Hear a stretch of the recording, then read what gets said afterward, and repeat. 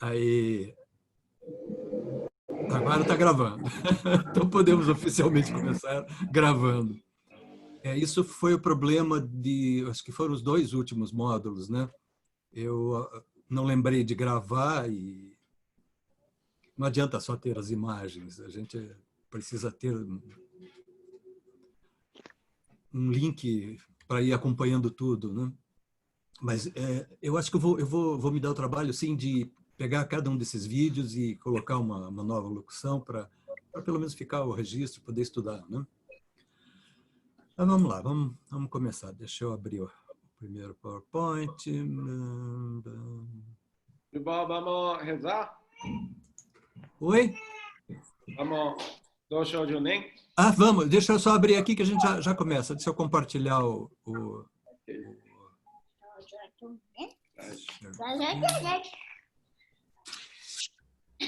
Oh, eu tô.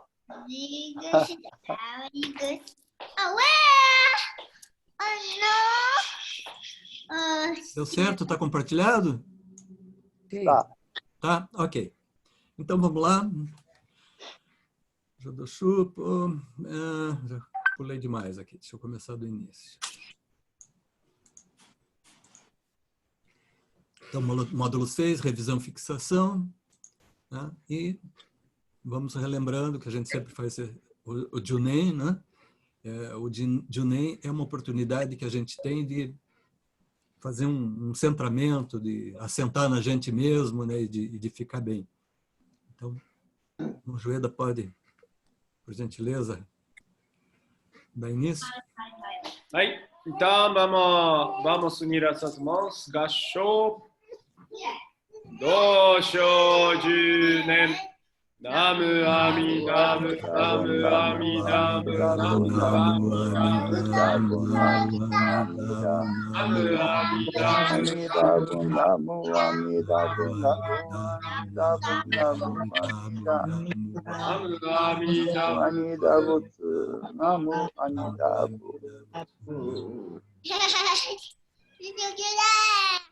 Obrigado, Majueda.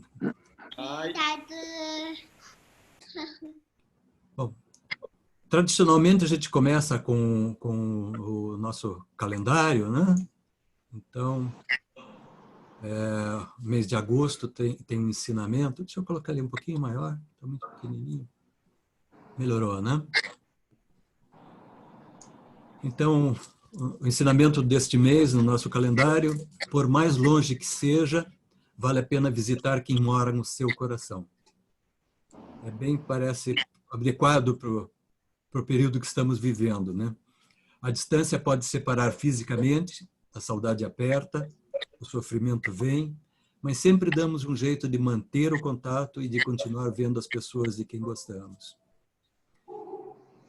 Isso é fundamental, a gente sozinho não é ninguém, né? E eu já aproveito para ver a programação de agosto. A gente teve no dia 1º, dia da gratidão. Eu, infelizmente, não consegui participar. No dia 4, hoje, temos a filosofia budista e temos ainda programado no dia 12, é correto, Monjoeda? Dia 12, o Nembutsu Ko especial? Vai ser dia 12?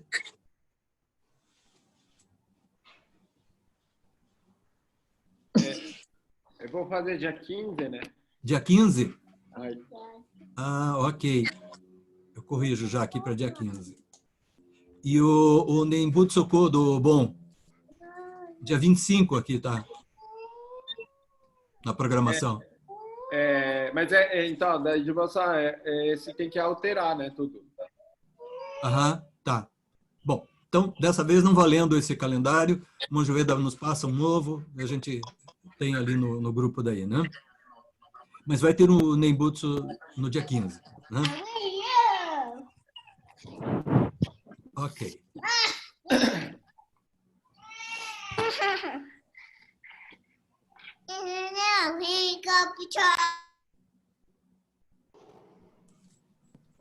Bom, voltando porque foi o primeiro módulo, onde a gente falou sobre a filosofia, fez uma introdução à filosofia budista. A gente tem que passar bem rapidinho, mas Isso aqui é uma coisa que é essência mesmo do budismo, né?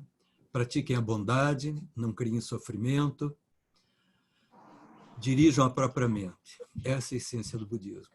O budismo busca que a gente saia do sofrimento e consiga ter uma vida com satisfação, né?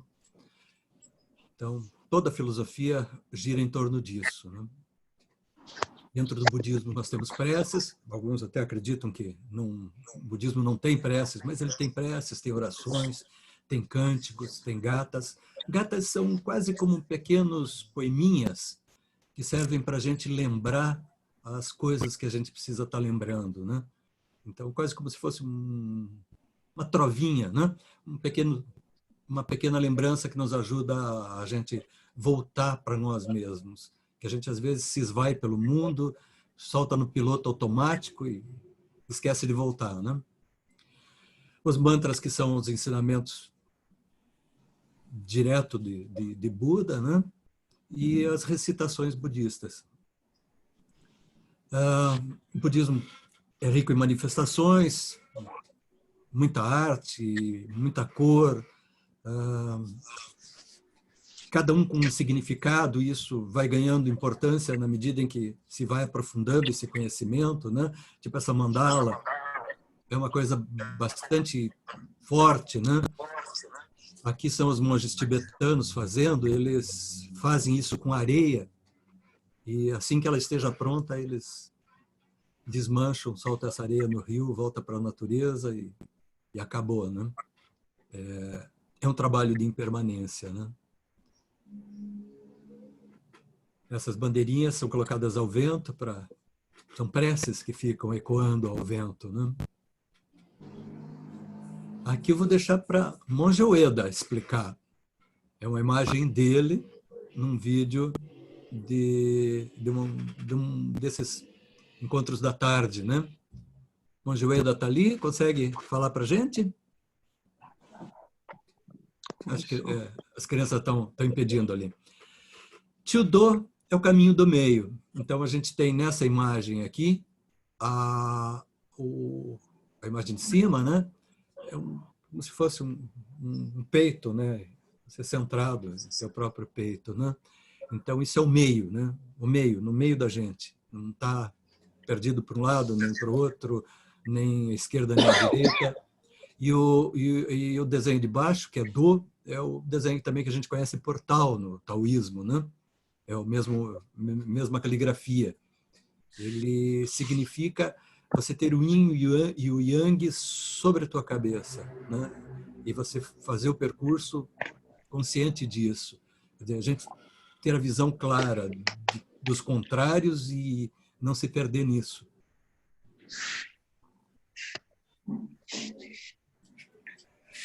Acho que aqui nem precisaria explicar muito. Isso aqui é um gata. Olha aqui. Deixa eu ver se eu consigo crescer ele um pouquinho mais. Grande é o momento do nascimento e da morte. A vida voa rápido. O tempo não dura, né? Fique atento, acorde. Não perca o momento. Isso é uma recitaçãozinha. Meu Zé, que é, Jack? Que bom! Tá aí, meu? Tudo bom? Tudo bem? Isso é uma tábua onde se bate com um porretinho, um martelinho, né? Que é o que chama para meditação. Isso é uma coisa mais tradicional no Zen, mas em todo o budismo tem.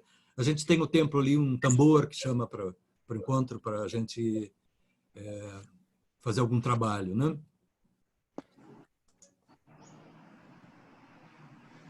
Aqui a gente tem dois instrumentos que utilizamos bastante. O Mokugyo, acho que todo mundo já conhece, né? E temos o nosso sininho, né? Aqui são instrumentos de outros budismos. Aqui a gente tem o grande sino, né? Acho que eu estou fazendo o módulo 2, que é sobre prática. Eu acho que é mais interessante a gente pegar o módulo 1, né? Deixa eu trocar. Tá aqui, vamos lá. Filosofia budista. Acho que aqui é mais interessante. Que a ideia sempre foi de a gente trabalhar, porque seria presencial, nós trabalharíamos 3 temas. Para não cansar, para não ficar longo, falaríamos no primeiro momento de ensinamento, no segundo falaríamos das questões práticas do dia a dia do budismo, um pouco de filosofia, um pouco de dia a dia, e terminaríamos sempre com a questão da meditação, né, do encontro consigo mesmo.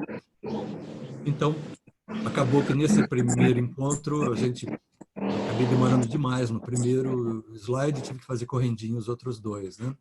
Mas gosto sempre de começar com essa imagem, né?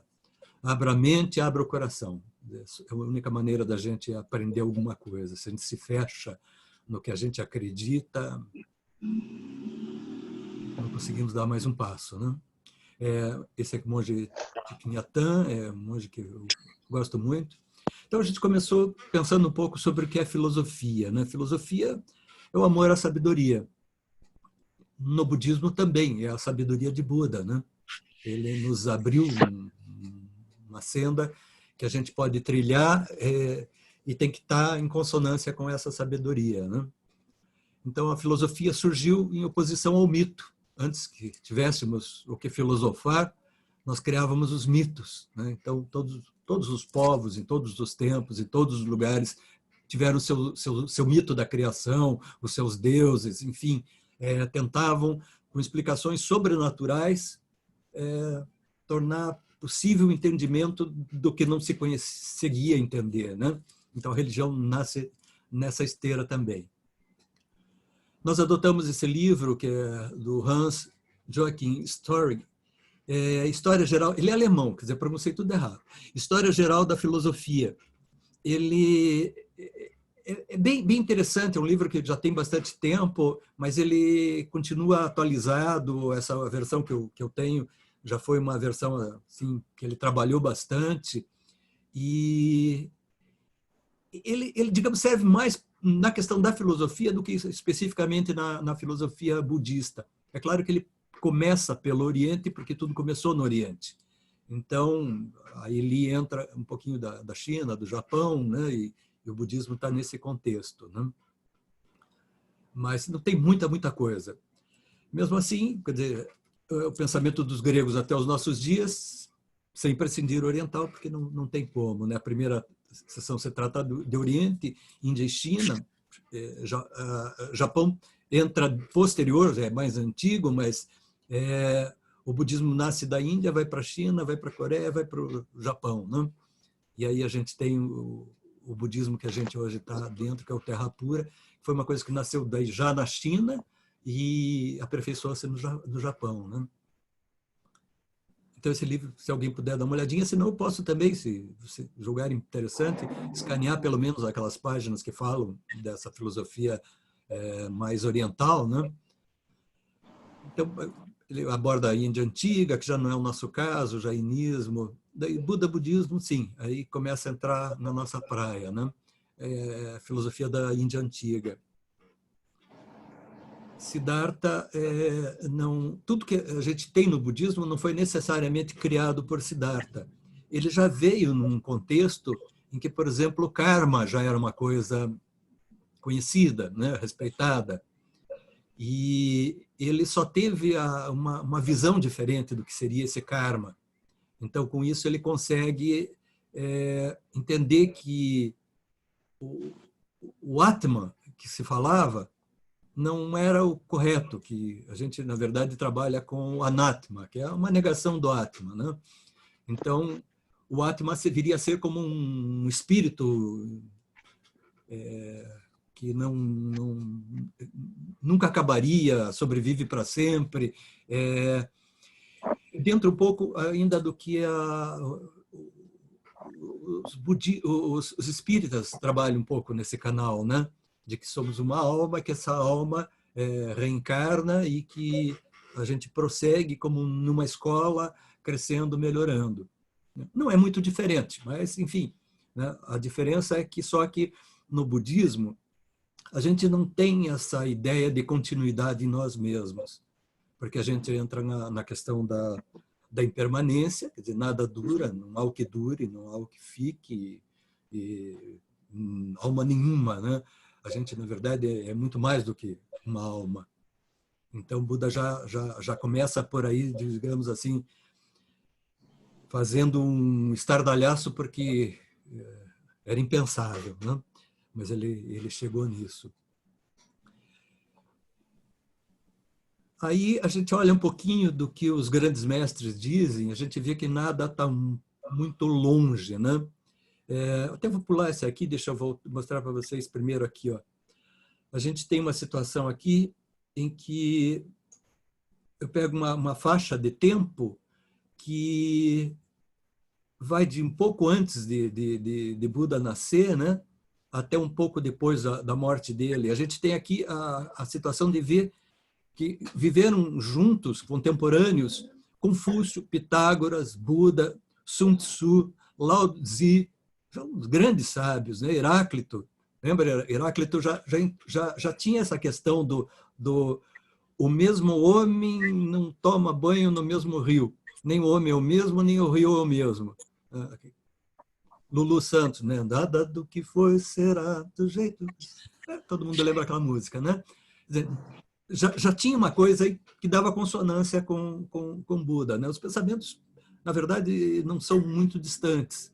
Então, voltando aqui, Sócrates, por exemplo, o importante não é viver, mas viver segundo o bem. Isso não é diferente do budismo, porque no budismo a gente não tem o mal e tem o bem. A gente tem o que leva a crescer e o que leva a sofrer, né? Então, tem que ter essa clareza, porque no dia a dia a gente precisa estar atento, percebendo os próprios hábitos e fazendo as correções necessárias.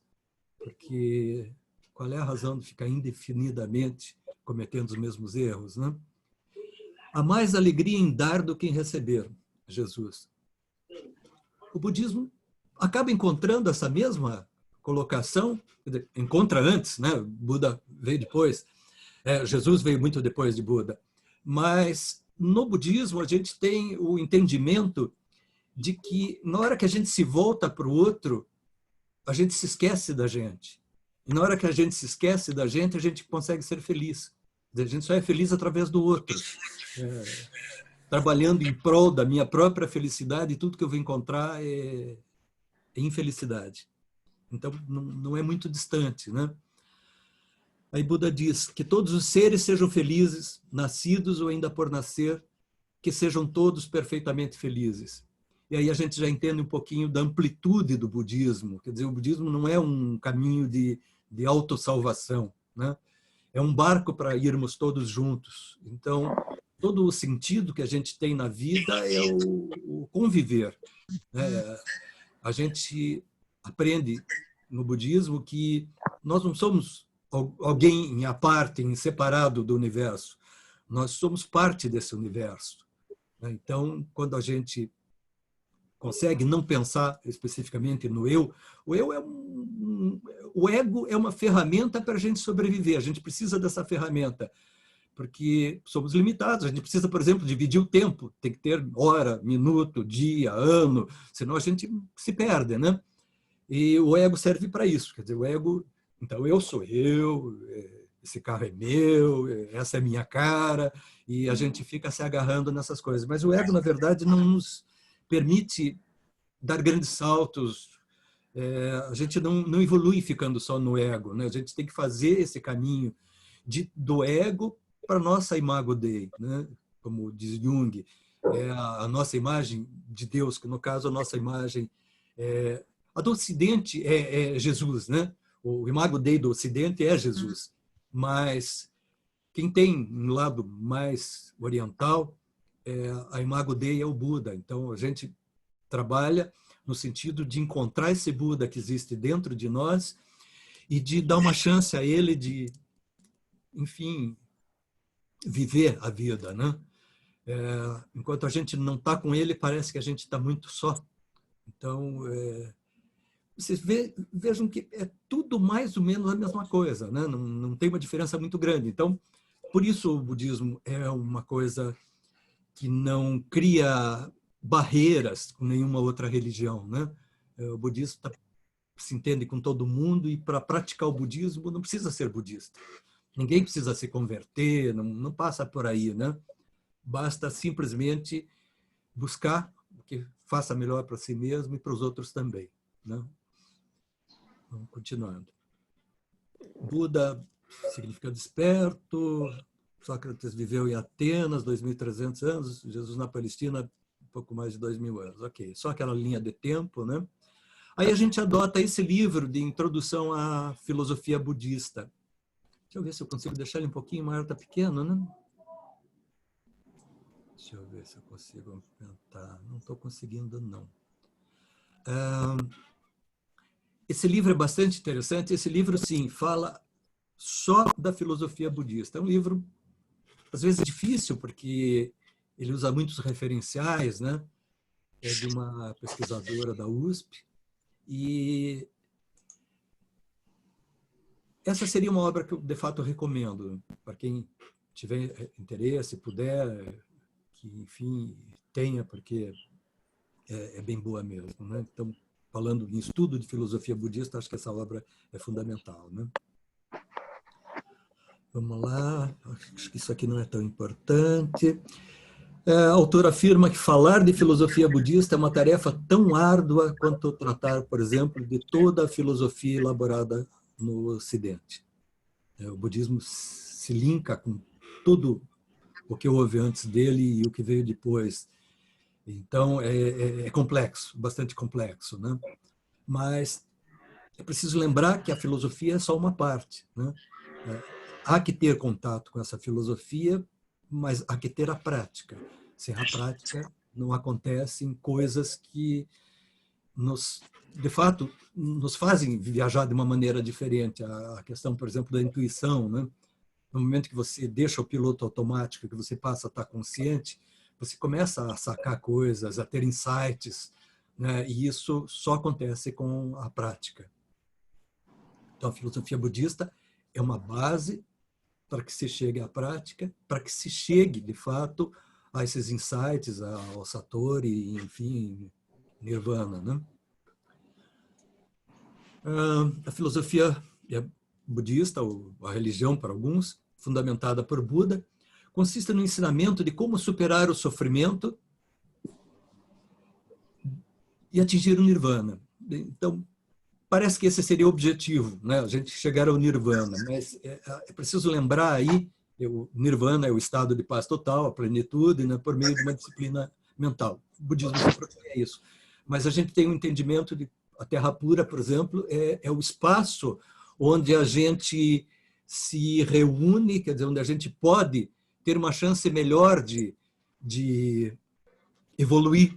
Então, a gente está sempre preocupado em evoluir, não para a gente ficar melhor, mas para a gente ter mais condição de ajudar outros.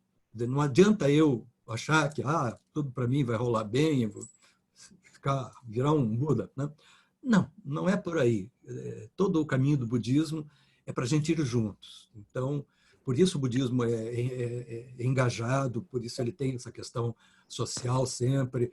O nosso budismo aqui está sendo bastante atuante nesse sentido. O Paulo, com o grupo de jovens, por exemplo, fazendo um trabalho magnífico, atendendo comunidades que estão passando um momento muito difícil. Monjoeda, uma série de trabalhos, ele se desdobra para atender Santa Catarina, todo o estado do Paraná, e onde precisa ele corre, vai lá e trabalha para ajudar as comunidades.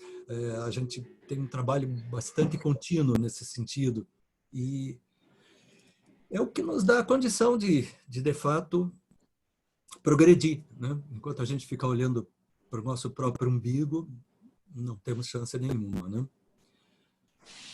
Ok, vamos lá.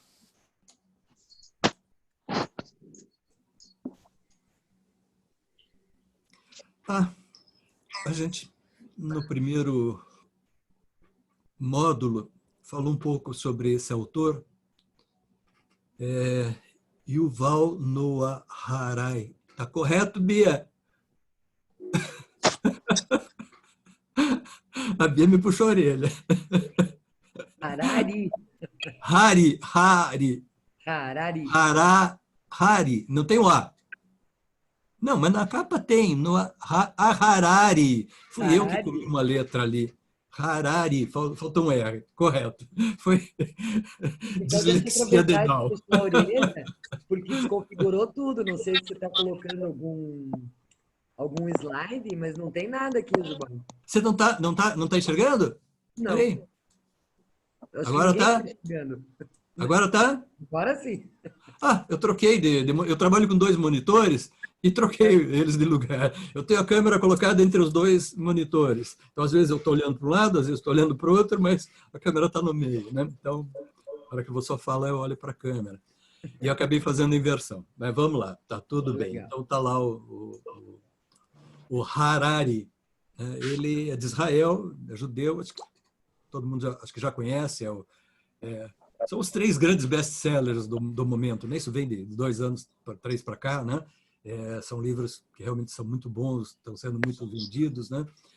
E ele, apesar de ser um judeu, quer dizer, ele teve toda uma formação, ele vive em Israel, né? Ele admira e pratica a filosofia budista, participa regularmente em longos retiros e ele acaba afirmando algumas coisas sobre o budismo que nos parece bastante adequado, né? No Sapiens, né?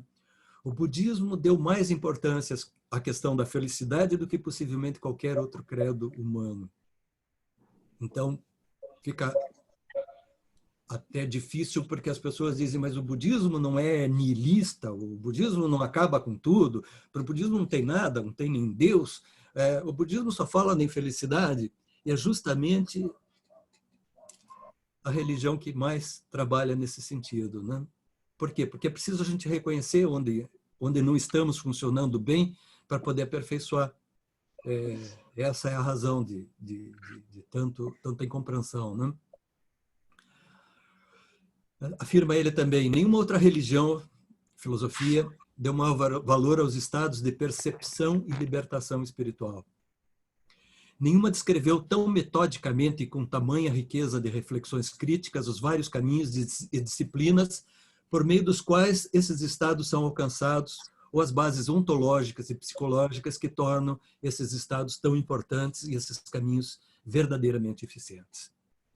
Bom, aqui a gente chega num ponto bastante interessante, quer dizer, o budismo nasce como uma primeira psicologia, porque Buda, como um médico da mente, né? Ele não estava muito interessado com o corpo, estava sim no sentido de uma alimentação melhor, de um cuidado melhor consigo mesmo, mas a grande situação dele é o sofrimento que a gente passa porque a gente tem crenças erradas, porque a gente quer que o mundo seja de um jeito que ele não é.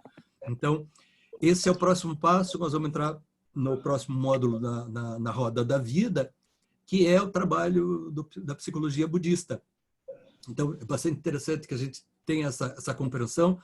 Nas 4 nobres verdades, a gente estuda que a gente tem o reconhecimento da dificuldade, tem que ter o entendimento do que é essa dificuldade, de saber que ela tem uma causa, se tem uma causa, tem como tratar, e no tratamento a gente tem o caminho óctuplo, né?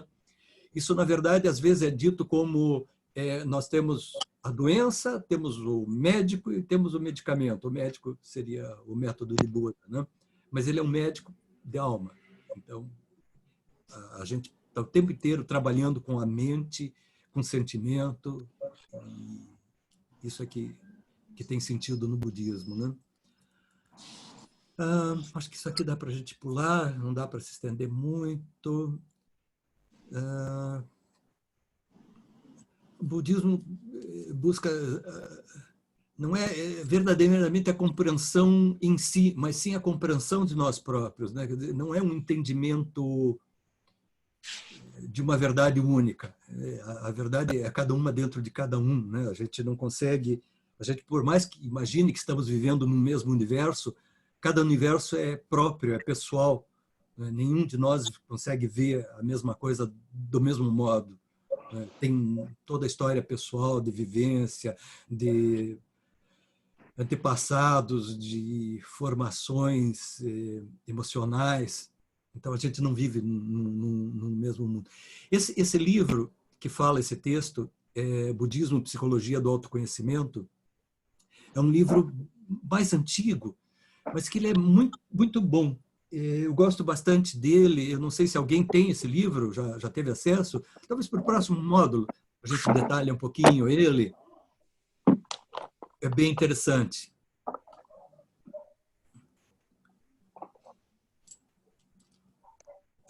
De novo, Mark Epstein, né? O budismo não é uma religião no sentido ocidental, dado o termo, aproxima-se mais daquilo que chamamos de uma psicologia num plano viável para o alívio do sofrimento.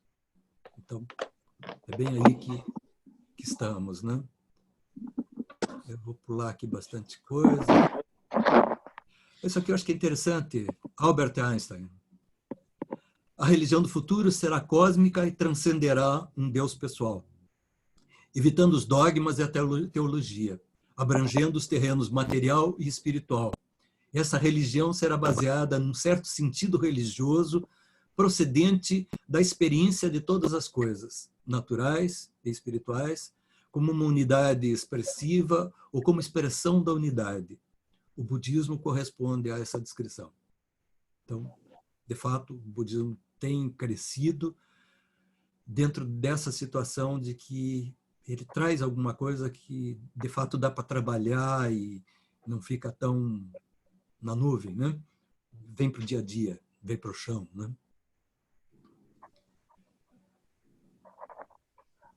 Entramos, então, isso aqui já seria segundo módulo, né? Ensinamentos do budismo, ensinamentos básicos, né, do budismo. As três joias. Quem não tem compreensão ainda das três joias, o que são as três joias do budismo? Alguém tem dúvida ainda? Pode levantar a mão. Só para a gente tentar mais ou menos ver onde é que precisa aprofundar um pouquinho mais, onde não precisa, né? Sobre as três joias. A gente tem uma recitação que a gente pede refúgio no Buda, no Dharma e na Sangha. Então, essa é a trilogia do budismo, né?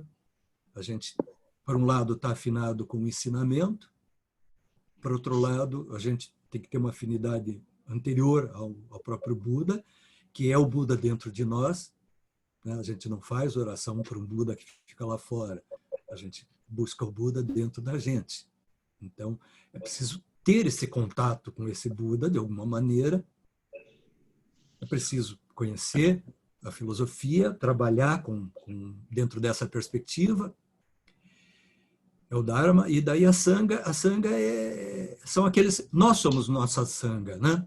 Nós somos quem consegue ajudar o outro, compartilhar. Sem o outro, a gente não evolui. Nós somos como pedras, né? Pedras de rio, seixos, né? Então, como seixos, a gente vai batendo uma pedra na outra, tirando as arestas, até que fica tudo redondinho, né?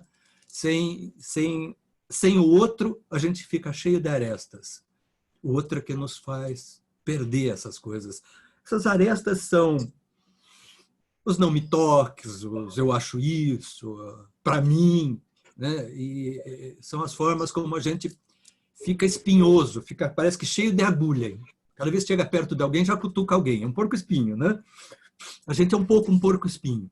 Então, isso é preciso a vivência do outro. O outro é o nosso mestre. A gente aprende menos com a gente mesmo, a gente tem que aprender com a gente mesmo, mas a gente acaba aprendendo mais ainda com o outro, porque ele é o mestre. Porque é através do outro que eu consigo ver os meus problemas. Então, eu acho que eu canto muito bem. O outro vem e diz, pô, cara, você é desafinado. Pronto. Né? Caí na real. Né? O outro que tem a capacidade. A gente está imerso dentro de um sonho e passa meio batido pelas coisas. Né? Então,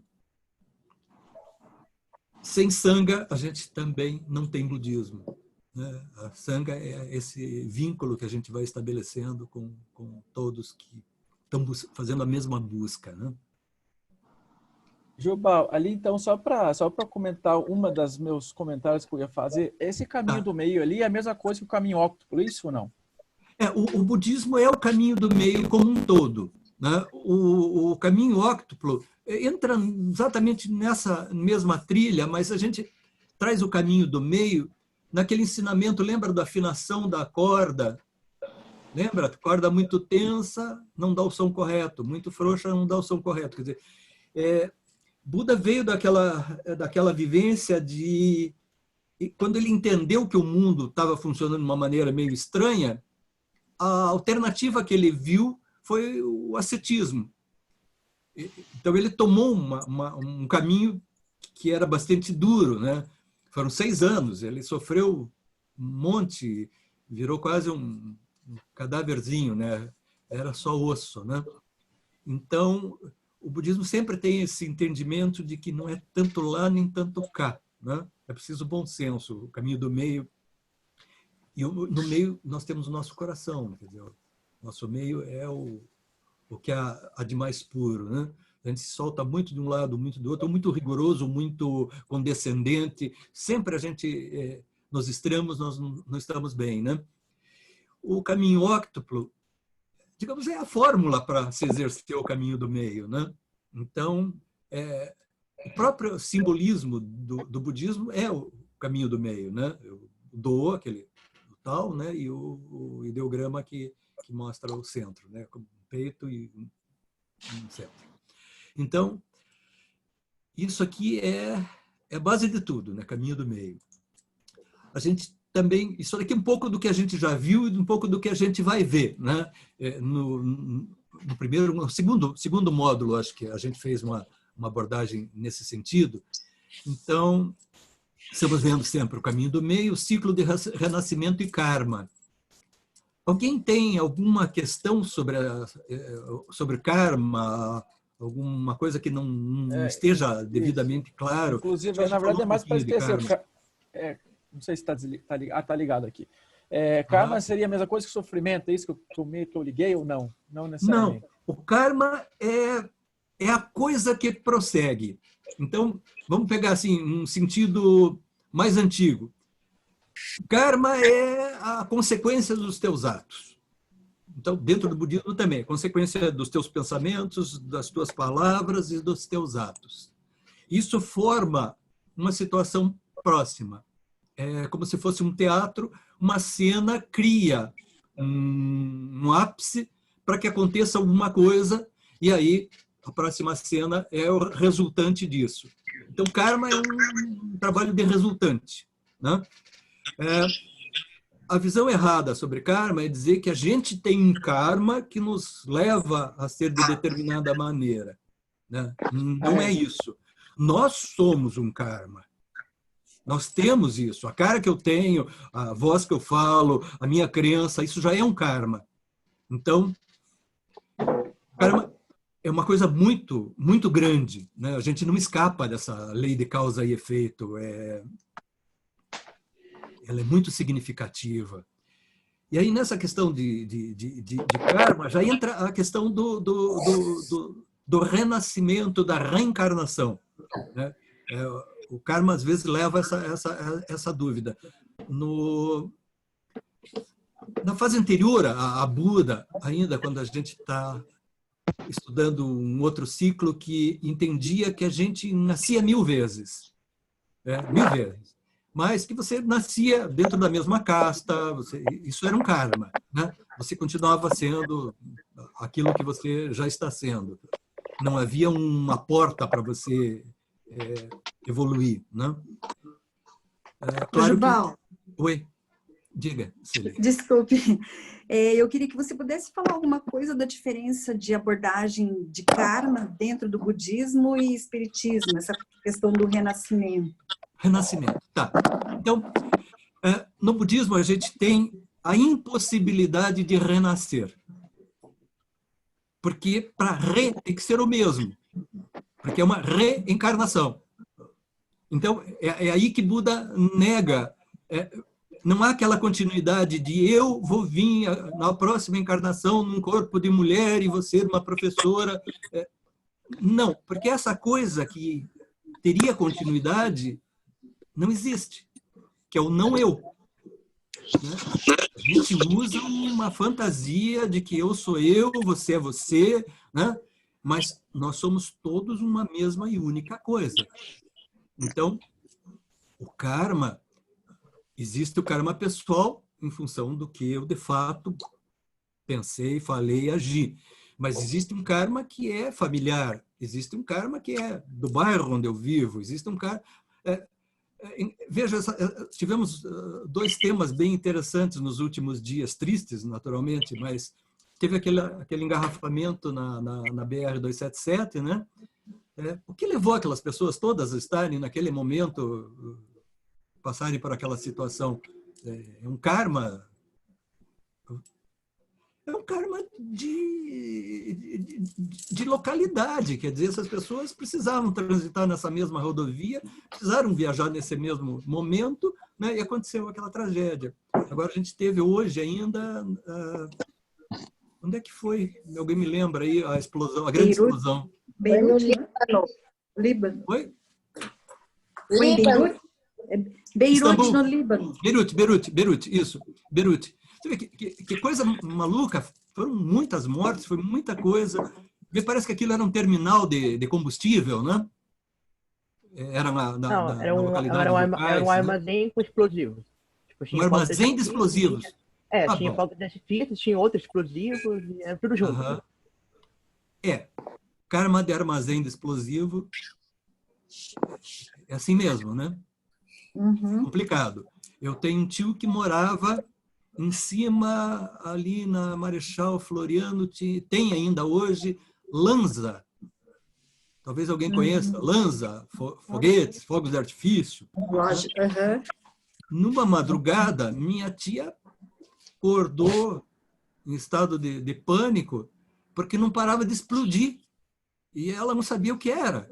E eles estavam morando exatamente em cima da loja, né? A loja morreu todo mundo, foi um horror, né? Mas, enfim, a família resolveu continuar. Quer dizer, tem alguns que não estavam ali, alguns até moravam, mas um risco. Quer dizer, você sempre está assumindo alguma coisa e você, nesse momento, está formando um karma.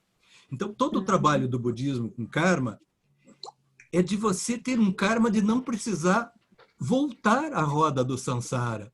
Porque renascer significa você voltar para esse mesmo giro que te leva a todo o sofrimento. O nascer é um sofrimento. Não tem como você nascer sem dor.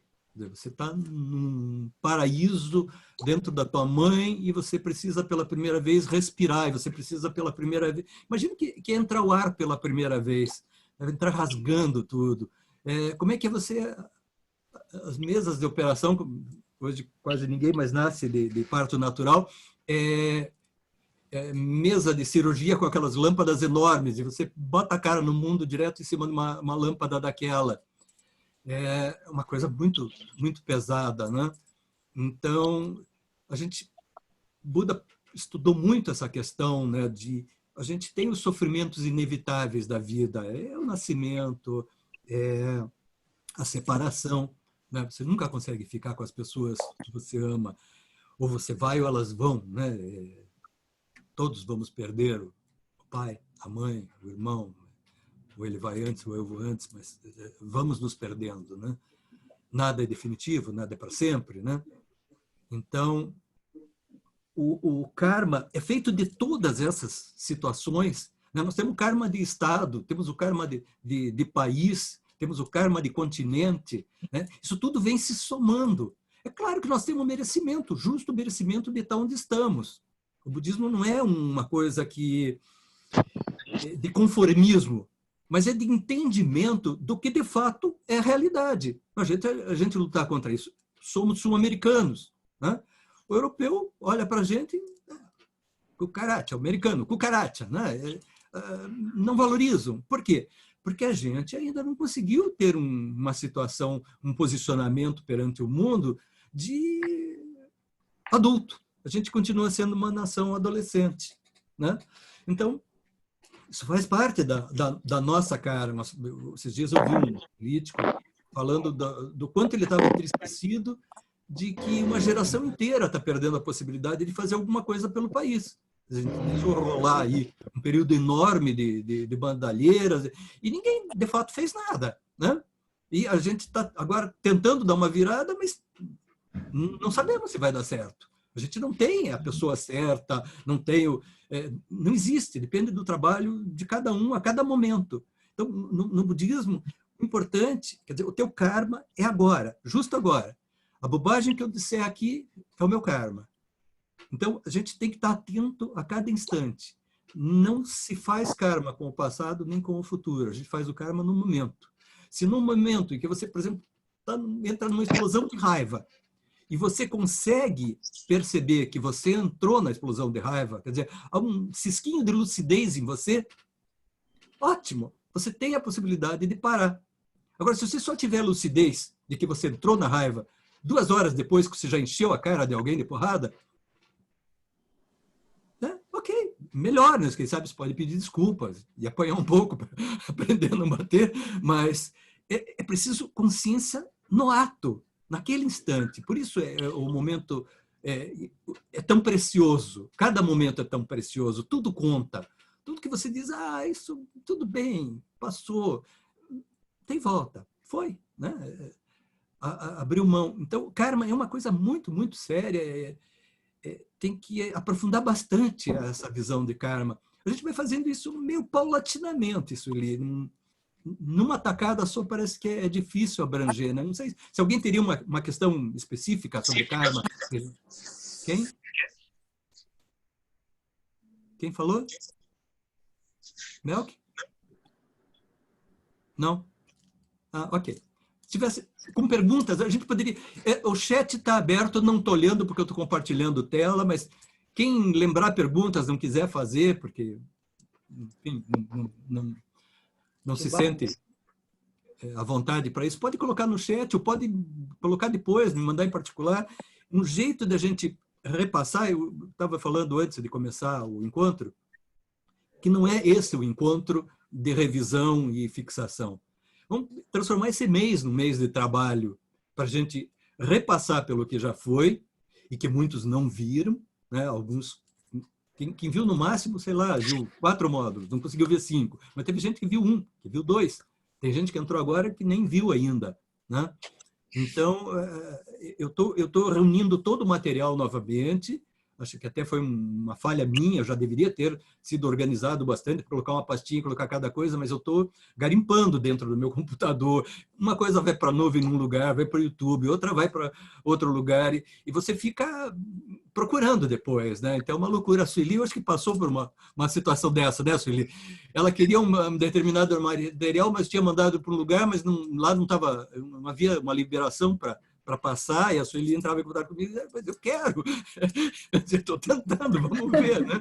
Então, é difícil realmente, parece que depois que a gente solta alguma coisa, é como se não fosse mais nossa, né? Vai para o mundo e a gente meio que perde a trilha, né? Então, tem sido um trabalho de garimpagem mesmo para conseguir reunir todo esse material de novo, porque eu normalmente não faço só o vídeo do dia, eu também já mando materiais, vídeo, PDF, link de livro, né? Estou garimpando isso, mas eu vou concluir e também vou concluir colocar áudio nas versões 4 e 5, que eu infelizmente esqueci de gravar, hoje está gravando, para que a gente tenha como assistir depois e rever e ajustar o que seja necessário, né? Well, falamos um pouquinho de karma. Bom, impermanência. Acho que a gente já falou também de impermanência, né? Estamos falando dos 3 selos do Dharma, né? Alguém tem uma questão especial com os 3 selos do Dharma? Marcas da existência também pode ser chamado. Nada em especial. Tá. A essas 3 marcas, ou 3 selos, passam pela impermanência, pelo não eu. Esse não eu quer dizer que não há algo em nós que seja próprio. Tudo é feito de tudo. Então, a gente tem que ter claro isso, porque só isso destrói a questão do Atma, do eu, né? De tudo que existe no mundo. Toma água, nós estamos ingerindo o mundo. Cada vez que a gente come, estamos ingerindo o mundo. A gente o tempo inteiro está trocando células com o mundo. Nossa pele está se desprendendo a todo instante, a gente está perdendo células e nosso organismo está fazendo novas células. E a gente sai por aí tropeçando com outras coisas que entram por nossa respiração, entram por nossa boca, por nosso ouvido. A gente a todo instante está trocando com o meio ambiente. Hein, Jubal, aqui então, aqui os 3 selos e os 3 joias são a mesma coisa, é isso? Ou não? Os 3 selos são as 3 marcas de tudo que existe. As 3 joias é aquela questão do Buda, do Dharma e da Sangha. Ah, tá. Então, o budismo é farto em números. Tudo tem o 3, o 4, o 5, o 6, o 7, o 8, vários. Acaba tendo 3 disso, 3 daquilo, né? Então, às vezes fica um pouquinho complicado. Mas os 3 selos do Dharma, então, estamos falando de impermanência, quer dizer, tudo que nasce, morre. Se esse universo foi criado, ele tem fim. A gente nasceu, vai morrer. Qualquer coisa que se crie, uma folha de papel que a gente consiga produzir, vai deixar de ser papel. Tudo, nada perdura.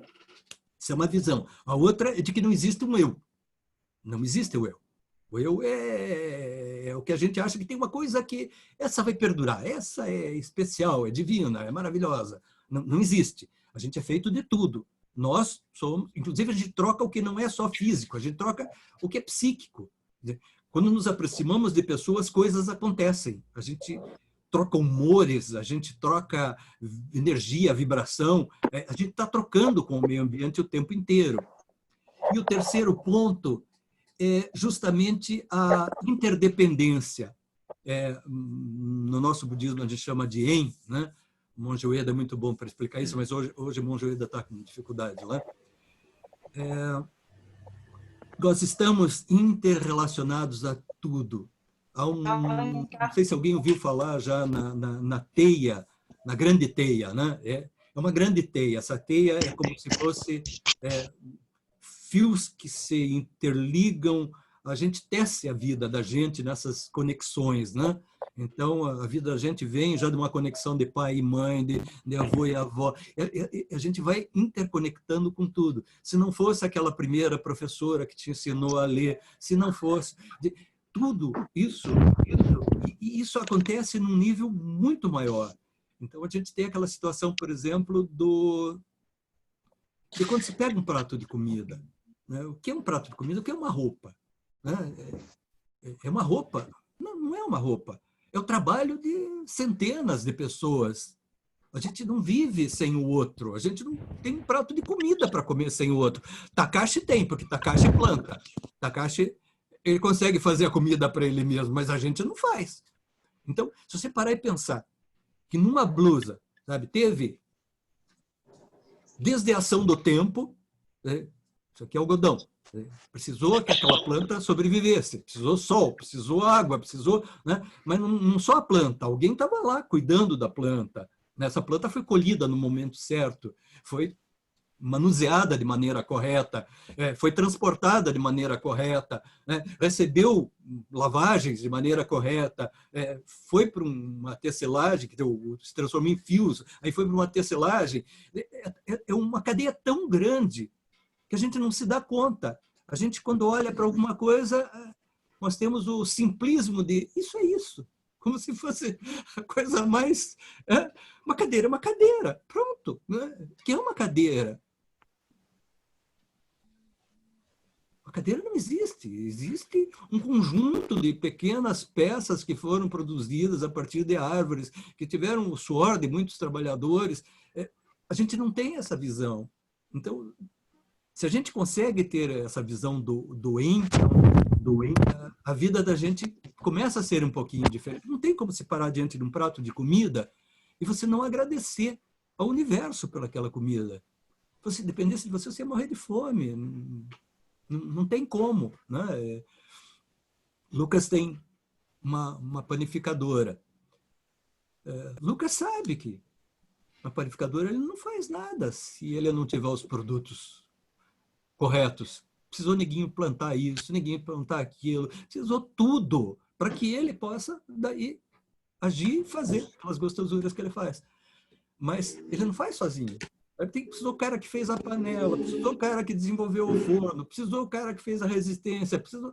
É uma infinidade de trabalhos e a gente não se dá conta disso. Parece que a gente tem uma mágica que se chama dinheiro e dinheiro resolve tudo e a gente não consegue ver, né? Então, o budismo tem essa poesia de você olhar para uma folha de papel e sacar que não é só uma folha de papel. Naquele papel tem tudo o que nos rodeia. Ali tem ar, tem fogo, tem vento, tem tudo. Porque se não tivesse tudo isso, não haveria folha de papel. Então, esse entendimento é bastante diferente. Nenhuma outra filosofia ou religião tem essa visão, né? De que só a interconexão é que nos possibilita ser. Nós intersomos. Ninguém é porque é. Nós intersomos. Ok? Os três selos do Dharma, ou 3 marcas de tudo que existe. Fica bem claro? Legal? Ok. Originação dependente. Esse, às vezes, é um tema um pouquinho diferente, né? Difícil. Porque a gente tem também os 12 elos da originação interdependente. É próximo, mas não é exatamente a mesma coisa, né? Então, a originação dependente, quer dizer, depende... Uma flor. Para existir a flor, depende de que haja a terra. Depende de que essa terra tenha a condição, que ela tenha o pH correto.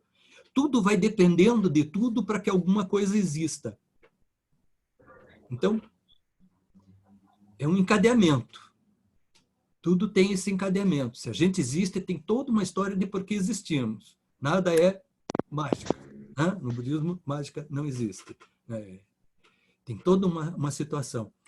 Quando a gente entrar na psicologia budista, a gente vai ver os 12 elos da originação interdependente, que daí traz, digamos assim, com divisões bem claras, todas as coisas que criam geram esse karma e em função disso a gente acaba caindo de novo no roda do samsara. Não é um prazer estar na roda do samsara, pelo contrário, é um sofrimento.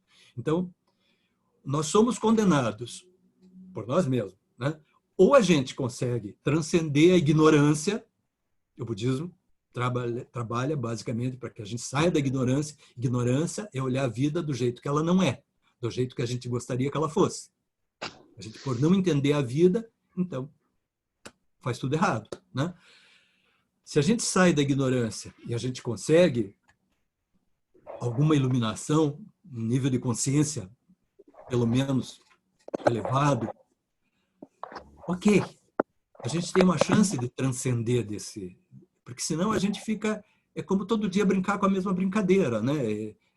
Cansa, né? Você, lá pelas tantas, percebe que...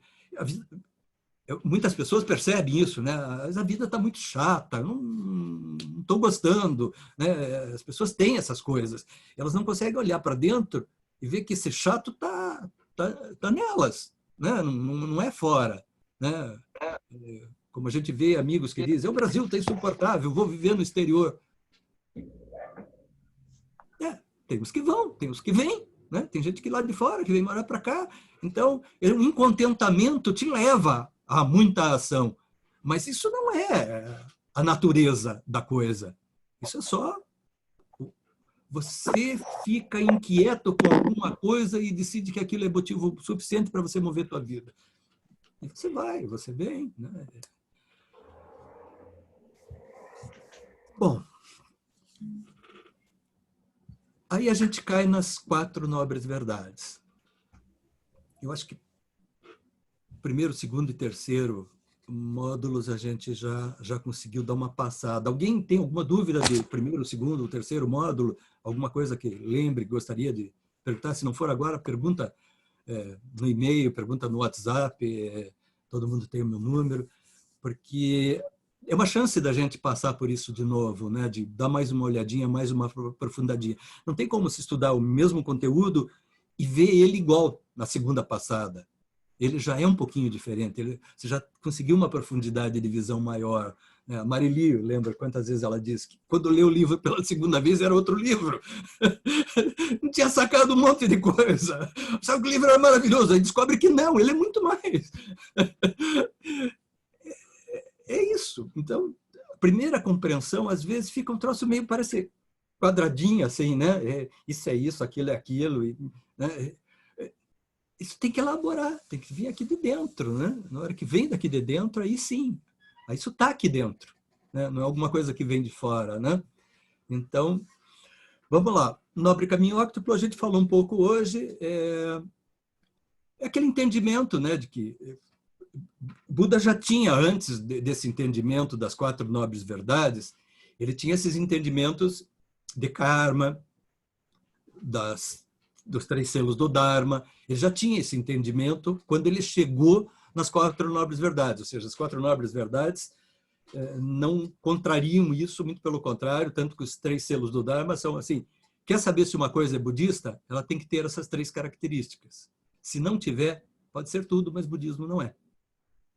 Então a gente tem que estar sempre atento para essas 3 características, porque senão a gente começa a falar de budismo, e isso acontece muito, né? As pessoas, cada um acaba inventando o seu budismo pessoal.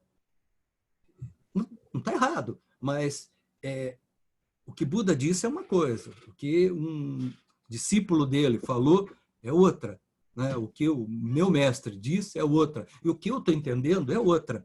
Isso tudo é budismo, mas não é a mesma coisa. Então, as 4 nobres verdades é o fato de que a gente tem o incontentamento, né? A gente não consegue ficar em paz com as coisas do jeito que elas são. A gente sempre acaba achando que não está bom. Então, a gente entra num sofrimento, porque por mais que você obtenha o que você queria, aquilo não te satisfaz, o satisfaz por um pequeno tempo. Você queria tanto conseguir uma coisa e quando você consegue, tem mais graça, você quer outra coisa, você busca uma nova, né? E começa a sofrer pela nova. Quer dizer, todo carro que você compra um dia você vai vender, não tem como, né? Não vai ficar o carro para sempre. Um dia você tem que vender. Então, o tempo inteiro você tem que estar fazendo essa transição. Você tem uma insatisfação que não vai nunca ser preenchida por nada. Não há o que... Se amanhã eu conseguir, né, se eu me formar médico, se eu conseguir um emprego em determinado hospital, se eu casar com uma mulher maravilhosa, se eu... Conversa para boi dormir. Isso não é a vida. Não é a vida. John Lennon já dizia, né? A vida é aquilo que acontece enquanto a gente faz planos. Enquanto a gente fica pensando que quantos empresários estavam fazendo planos maravilhosos com gente de primeiro nível, né? Estratégico. Quem é que podia imaginar esse Covid? Isso é a vida. É a vida agindo enquanto a gente faz planos. Imagina quem tinha acabado de fazer o sonho da sua vida, pegou suas economias, conseguiu montar uma loja, colocou estoque. Dia mais feliz da minha vida, vou abrir a minha loja. 30 dias depois, um tal de Covid fecha tudo. E o cara está lá. Não tem mais o dinheiro, não consegue abrir a loja. É a vida agindo, né? Não há um culpado, não há um... Até tem um texto que está falando sobre uma visão budista do Covid. Alguém já viu esse texto? Está rolando aí no WhatsApp? Não? ele começa falando de budismo e no final ele já está falando de outros assuntos, né? Como os amigos sabem que sou budista, todos eles me mandam esse texto, né? Eu não vou ficar enchendo o saco dos caras dizendo, olha, não é bem assim. Então, ok, recebo, muito obrigado. Mas fica acessível quando as pessoas colocam um pouquinho mais de molho na coisa, né? Fica mais palatável, né? O budismo tem muito da realidade. A realidade, às vezes, é muito dura. E a gente tem que aceitar essa dureza da realidade, né? É o único jeito. Então, o budismo, às vezes, é complicado. No caso do Covid, eles dizem que não, que isso precisava acontecer, porque a gente tem que dar graças que aconteceu. Eu acho que tudo isso está certo. De fato, se aconteceu é porque precisava acontecer, né? Aconteceu por quê? Porque a gente, de tal maneira, conduziu a vida para que chegasse nisso. Então, tivemos experiências de laboratório, uma possibilidade da coisa ter vindo, tem a questão dos animais que devoramos, que pode ter vindo daí, tem a questão da urbanização, a gente está vivendo tão grudadinho um no outro, a gente está vivendo de uma forma muito artificial, acho que o grande exemplo disso é o shopping, né? Coisa maravilhosa o shopping. Ninguém mais precisa ter uma loja de rua. Você vai lá no shopping, você tem o estacionamento, você tem ar-condicionado, você tem iluminação adequada, você tem musiquinha, você tem cheirinho bom nas lojas. É tudo uma maravilha, só que é tudo artificial. Tudo faz mal para você. Esse ar fica passando e repassando, vai juntando bactérias, vai sendo um grande problema. A iluminação, todos nós sabemos que essas luzes fazem um mal danado. Se não tomar um pouquinho de sol, vai embora a vitamina D, você já está vivendo uma vida meio caótica. Quer dizer, tudo ali está errado. Então, na hora que se fala em comércio de novo, a última possibilidade é o shopping, porque o shopping não tem como, tudo é artificial, né? É uma vida artificial. Então, o velho modelo, que era a lojinha na rua, as pequenas lojas, as grandes lojas... A gente tem um escritório ali na Marechal Deodoro, em frente àquelas grandes lojas, né? A loja Salfer fechou ontem. Enorme na loja, um monte de gente. Botaram tudo em caminhões e foram embora. Não tem mais, né? Eu lembro que o período que eu tive com minha filha na França, na Itália também, a coisa lá é assim, você vai na padaria buscar o pão, conversa com o padeiro, você é amigo do padeiro, você sai dali, você entra na lojinha, você vai comprar a tua bebidinha, ou na vendinha que você vai comprar as verdurinhas para você fazer a tua comida. É uma vida completamente mais natural, as pessoas se relacionam melhor, né? O mercado é aquela coisa, é mais ou menos uma máquina que você põe uma moeda e obtém alguma coisa. Você entra no shopping, de cara, alguém vai te chamar de querida, que bom que você chegou, né? Você já vai ficar preocupada, mas que querida, essa mulher nunca nem me viu, né? Mas é o papel social que ela está fazendo, né? Ela tem que te atender e depende disso para viver. Mas é tudo artificial, é completamente diferente quando você vai naquela lojinha que você está acostumado, que chega lá a mulher diz, aquela blusinha que eu sei que você gosta, que chegou uma agora. Só que não é bem da cor que você quer, mas eu acho que é bem parecida. É diferente. Você vai nos grandes magazines, meu Deus, tudo que você comprar ali tem um exército de pessoas usando a mesma roupa, né? Você está botando um rótulo de igual para com todo mundo, né? Tira o humano da coisa, né? Então, a gente tem que fugir um pouquinho disso. Vamos voltar para que seja mais natural, né? O budismo não prega que a gente volte às origens e viver sem o motor, né? Não, mas que a gente procura se conduzir de uma maneira mais simples. Simples, eu acho que é uma boa palavra para o budismo. Simplifique, não complique tanto, não queira tanto, não consuma tanto, não exija tanto. Então, estamos falando de 4 nobres verdades, quer dizer, existe o sofrimento, existe um porquê você sofre, se você entende por que você sofre, ok, você já sabe como atuar, não vamos atuar, temos que atuar na causa, não no sintoma, né? Então, Tratar do sintoma é o que a medicina está fazendo. Está triste? Toma comprimido para não ficar triste. Né? Resolveu o problema? Não, criou um dependente. 30 anos depois, o cara está tomando comprimido, só que em dose mais alta, porque ele continua muito triste. Né? Não adianta. Quer dizer, o que é essa tristeza? É aí que o budismo entra. Essa tristeza é insatisfação, é dukkha. Ali a gente está... É tanha. Tanha é uma palavra que eu gosto muito. Tanha vem do sânscrito. Tanha é sede. A gente tem uma sede por tantas coisas e a gente sofre em função dessa nossa sede. A gente quer tanto. Para quê? Então, o que faz isso girar é essa sede, essa necessidade que a gente cria. Bom, passamos as 4 nobres verdades, entramos no nobre caminho óctuplo. O nobre caminho óctuplo, digamos, viria a ser uma fórmula de agir. Não sei se eu tenho nesse PowerPoint aqui, deixa eu ver. Não, não tem. Deixa eu pegar um outro aqui para compartilhar com vocês.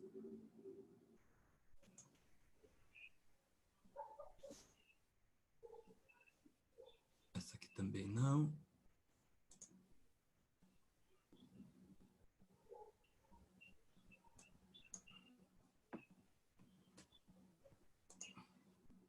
Deixei mais ou menos engatado os PowerPoints. Então, acho que 3.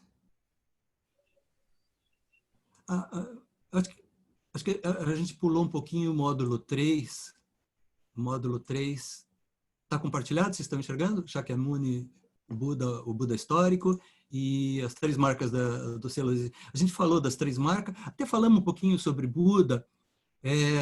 Claro, não tem como estudar budismo sem que a gente passe pelo próprio Buda. Quer dizer, tudo o que a gente está estudando foi o que ele passou. Então, ele não teria chegado onde ele chegou se ele não tivesse percebido essa tanha, esse dukkha nele mesmo. Né? Foi o que levou ele a buscar. Então, a gente, por um lado, deve até agradecer que tem um pouquinho isso, desde que seja numa determinada lucidez, não seja num nível já de paranoia, né? Mas que a gente tem algo que nos leve a buscar. E essa coisa, às vezes, é uma coisa que parece que é ruim, é uma dor. Né? Então, Buda passou por isso. Eu vou dar uma passadinha bem rapidinha aqui, não dá tempo da gente falar muito, mas o nascimento dele já é uma coisa bastante significativa, né? Tem os passeios dele, todas as saídas que ele deu tentando entender o mundo, né? E o que ele encontra?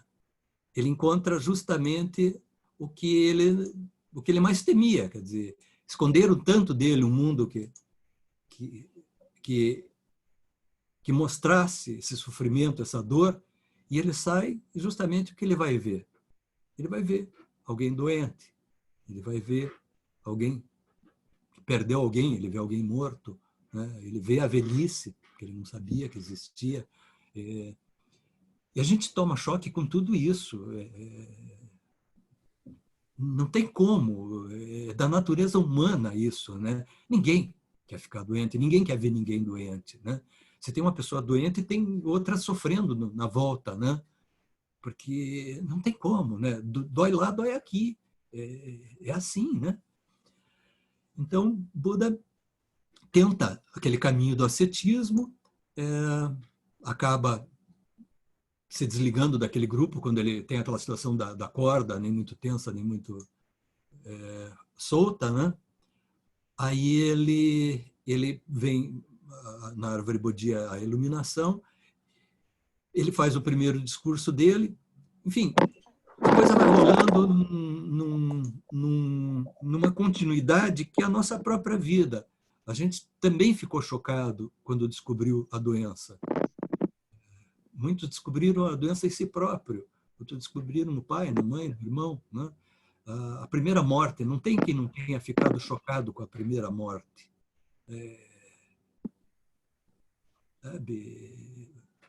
eu tive 2 situações de morte que me chocaram muito, quando eu era menino, né?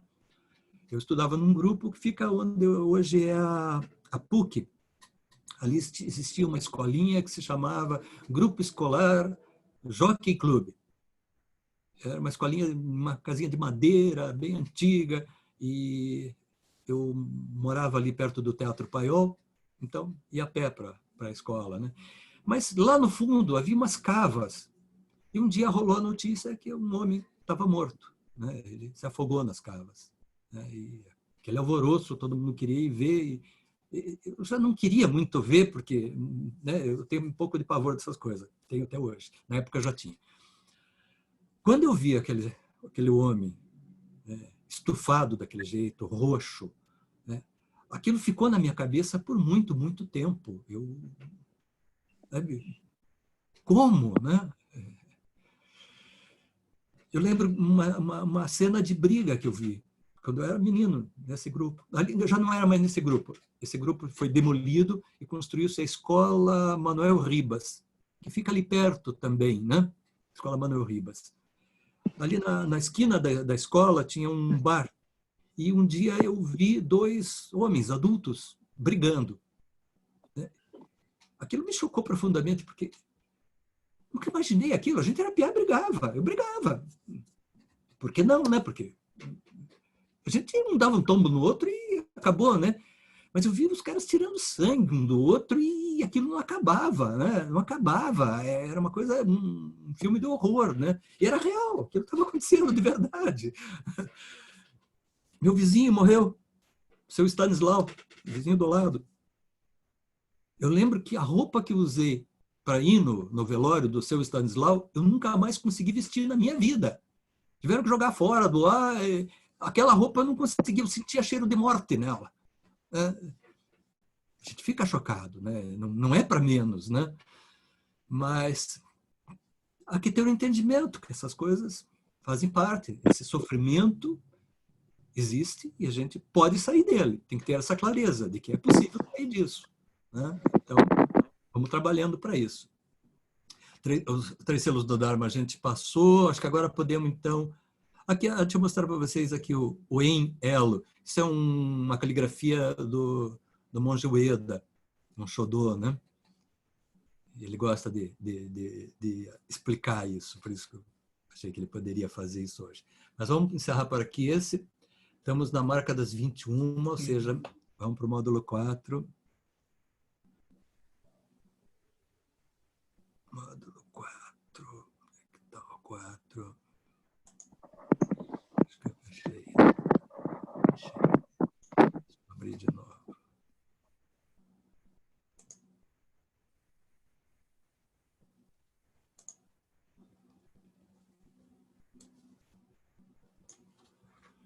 Módulo 4.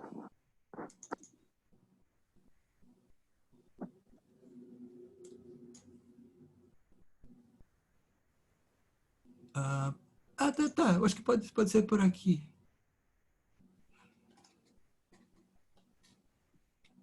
Esse eu não passei para vocês ainda, né? Quer dizer, passei na época. O 4 módulo de trabalho às 4 horas. Não, mas não é às 4 horas, na verdade a gente já passou. Vamos para o módulo 5, então.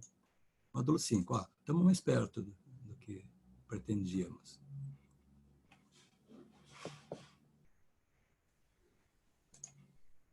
Módulo 5. Caminho óctuplo.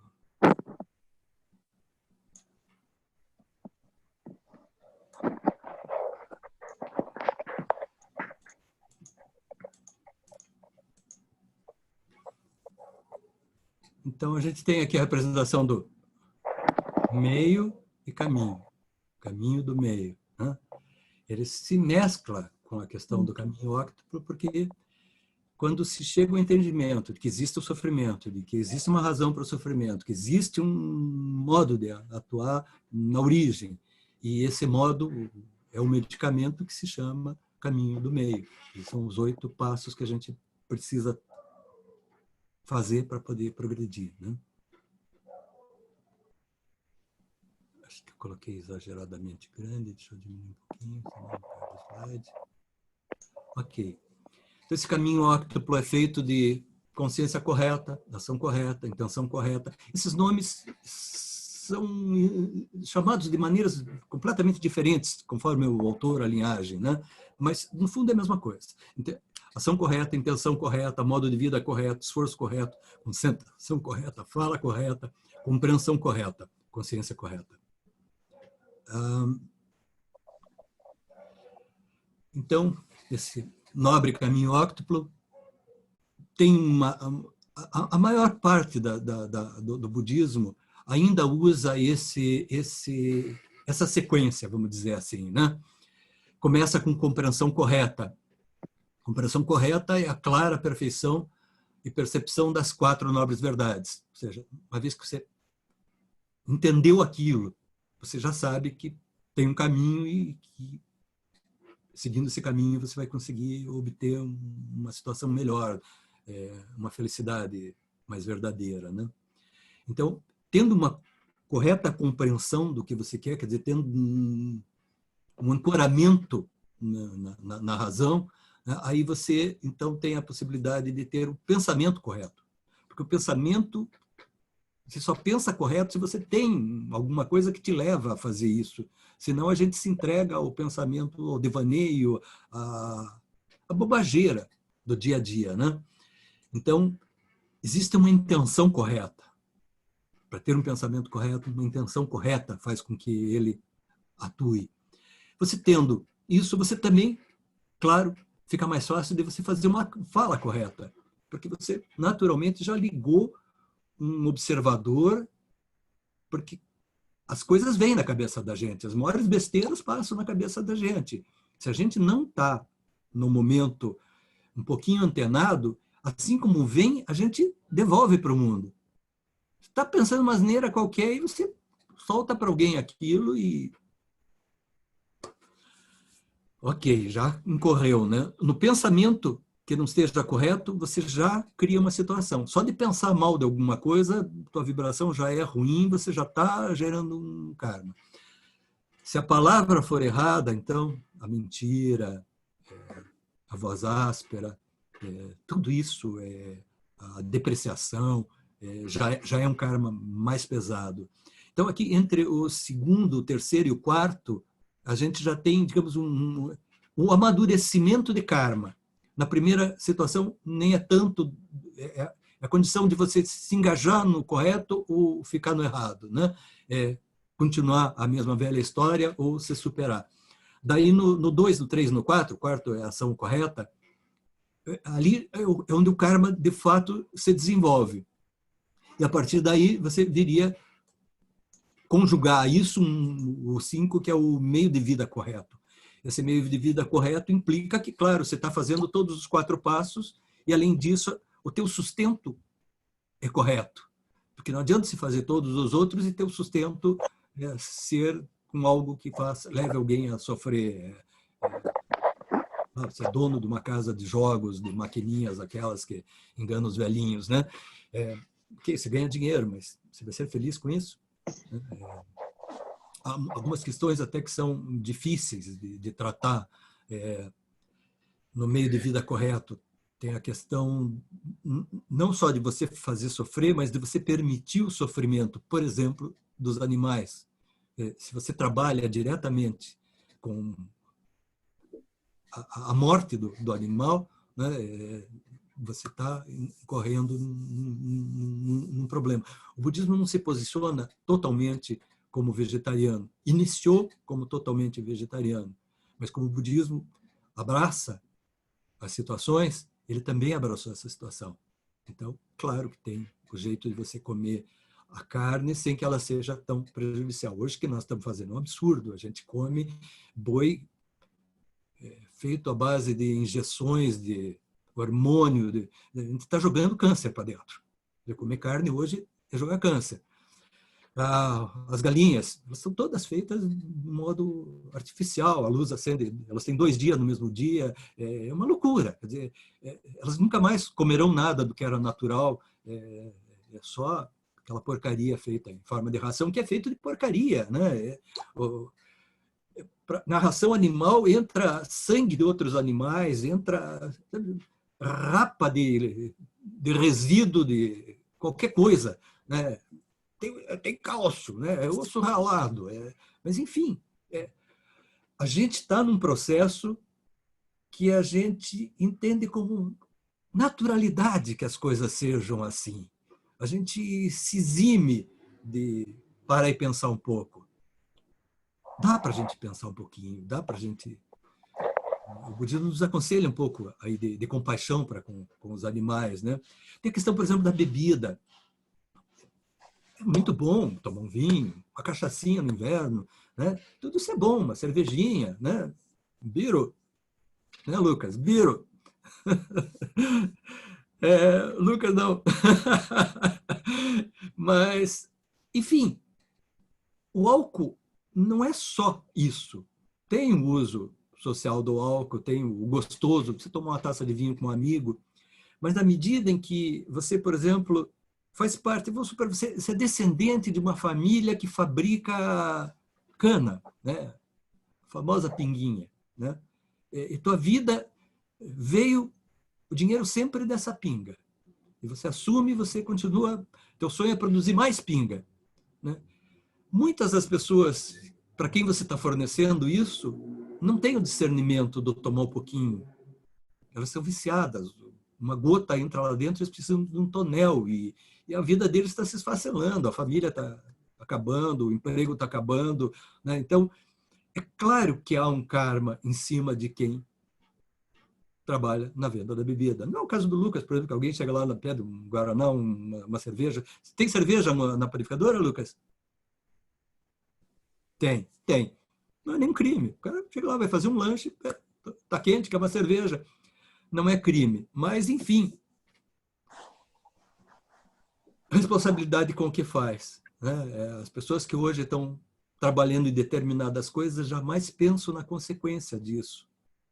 E não é o fato de você desconhecer a lei que a lei não vai atuar sobre você, né? A criança não sabe, se botar o dedo na tomada, toma choque.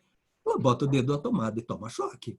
A gente não sabia que era proibido fazer determinada coisa. Vai em cana, fez, não era para fazer, né?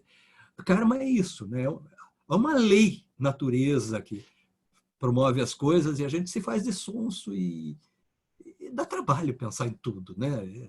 Se posicionar, né? Mas enfim, sei lá, via, né? Então, passando do meio de vida correto, a gente já entra numa outra fase, né? Então, o esforço correto.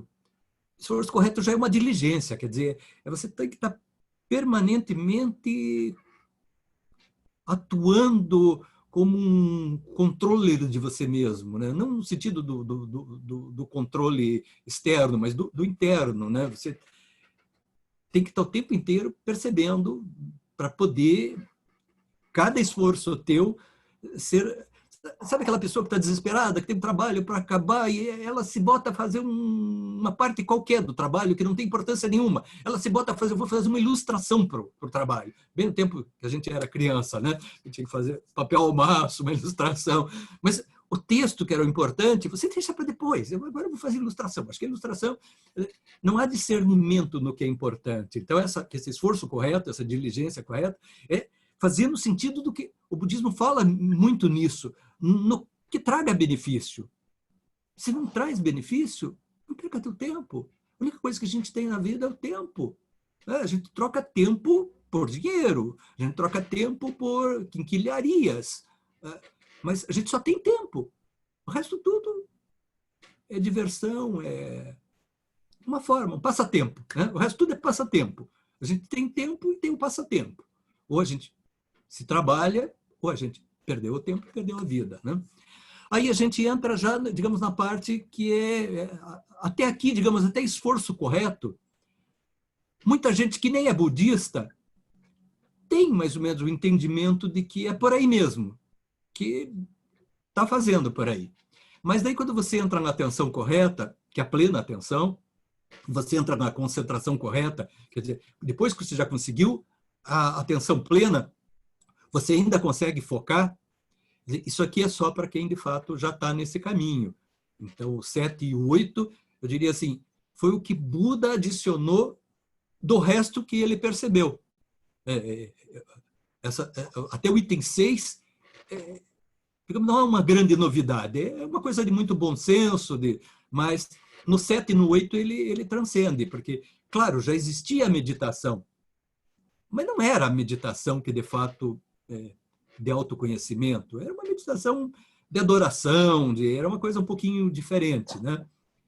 E na concentração correta, digamos, é o ápice do momento em que você tem o insight, que você pode, de fato, chegar ao samadhi, né?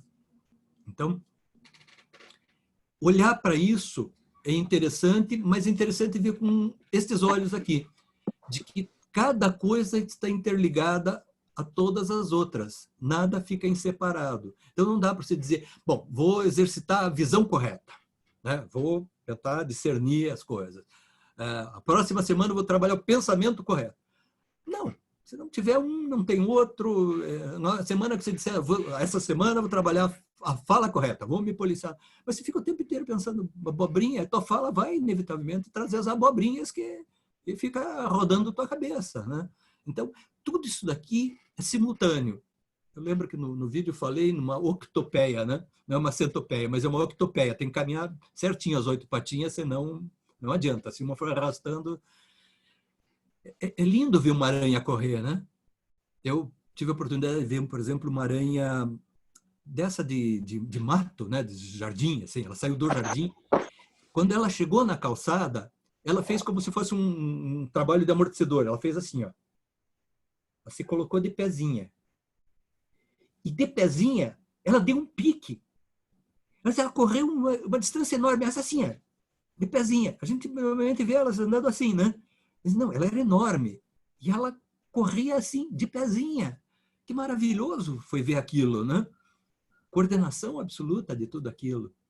Então, a gente precisa dessa coordenação de tudo um pouquinho. E como é que a gente consegue isso? Nesse centramento, né? O que é que de fato importa? O que de fato eu busco para que seja melhor.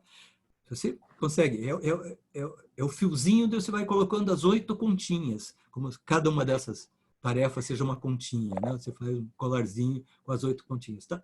Uma amarrada na outra, todas interdependem umas das outras, né? Oi. Não. Bom, esses 8 caminhos, eles passam por 3 coisas que são fundamentais para o budismo. Como é que está nosso tempo? Deixa eu ver. Não estou enxergando o relógio. 21:16. Meu Deus, estamos meio no fogalho. Essas 3 coisas passam por moralidade, por meditação e por sabedoria. Então, são 3 palavras-chave para o budismo. O que é moralidade? Moralidade é quando a gente, por exemplo, está trabalhando, a palavra em sânscrito é shila, a palavra correta, a ação correta e o meio de vida correto. Isso tem a ver com moralidade. Não a moral no sentido vulgar, mas a moral no sentido do ateu, por exemplo. O ateu não crê em Deus, mas ele tem uma ética. Ele não quer prejudicar ninguém, ele, sabe? Para ele não importa que se existisse um Deus, que se ele ajudar alguém, que isso vai ser bom. Não, ele só acredita que tem que ser assim e faz. Então, a gente tem que ter esse tipo de moralidade, de perceber que uma palavra errada pode danificar a vida de uma outra pessoa. A pessoa, às vezes, está muito fragilizada e você, justamente naquela hora, mete o pé pela mão, diz o que não tinha que dizer, você arrasa uma pessoa e conhecer. Ação correta. Abster-se de comportamentos. Nós temos aí os preceitos, né? Não matar, não roubar, não abusar dos prazeres sexuais, não se deixar dominar por qualquer elemento tóxico, droga, enfim, próprio álcool, né? A gente já tem isso dentro da gente, como a humanidade tem. O cristianismo trouxe os 10 mandamentos, quer dizer, antes o judaísmo já tinha, né? A coisa vem de muito longe, essa percepção de que tem um jeito correto de levar a vida e tem um jeito que não dá certo, né? Que é a malandragem, né? Então, aí a gente vai para xilabaralidade, samadhi, meditação. Eu colocarei meditação por último, mas enfim. Por último, porque concentração e meditação correta tem que estar por último. Esse slide não está na ordem certa. Prajna, sabedoria. Na sabedoria a gente tem a visão correta, que tem a ver com as 4 nobres verdades, e a gente tem a resolução correta, que significa um compromisso de desenvolver as qualidades de sabedoria e compaixão. Então, sabedoria e compaixão estão lado a lado sempre no budismo, né? E aí sim a gente volta para samadhi, meditação, que vem a ser os 2 últimos tópicos, né? Esforço correto significa ganhar controle sobre os próprios pensamentos. Esse é o trabalho do budismo. Refreando estados mentais negativos e substituindo-os por positivos. Concentração correta significa cultivar a consciência constante do próprio corpo, aí estamos na atenção plena, dos sentimentos, dos estados mentais e pensamentos. Não se entrega a deixar a coisa acontecer do jeito que ela acontece, mas você tem um controle disso. Quer dizer, isso é vida. É você estar presente na tua própria vida, né?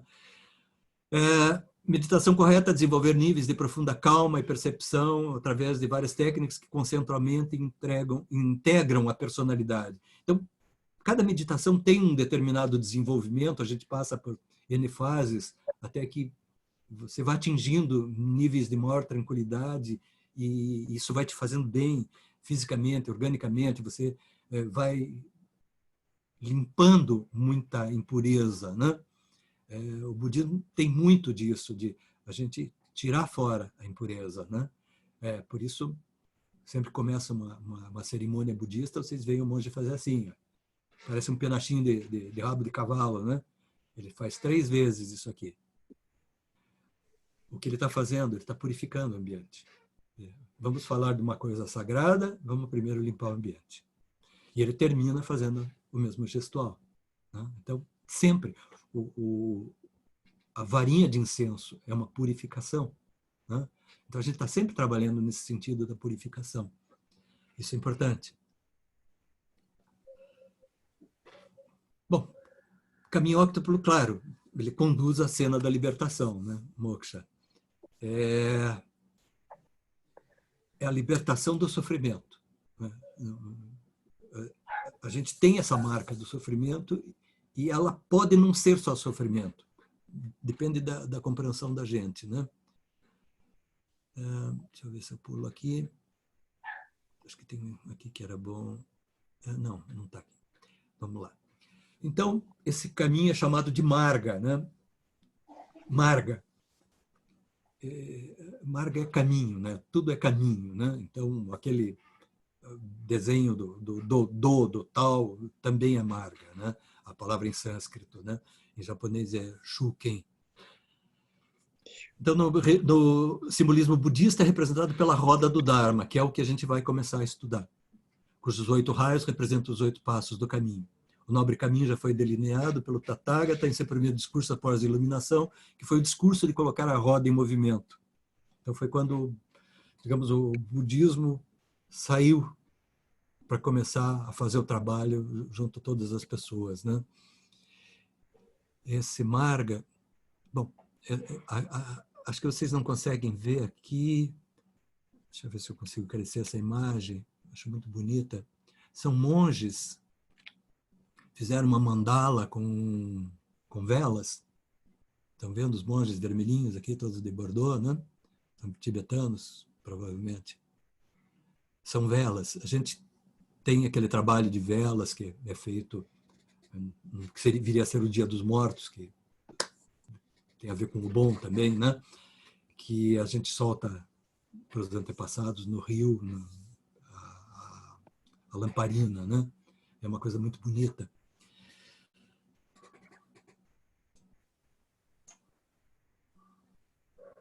Então, vamos lá. Visão correta.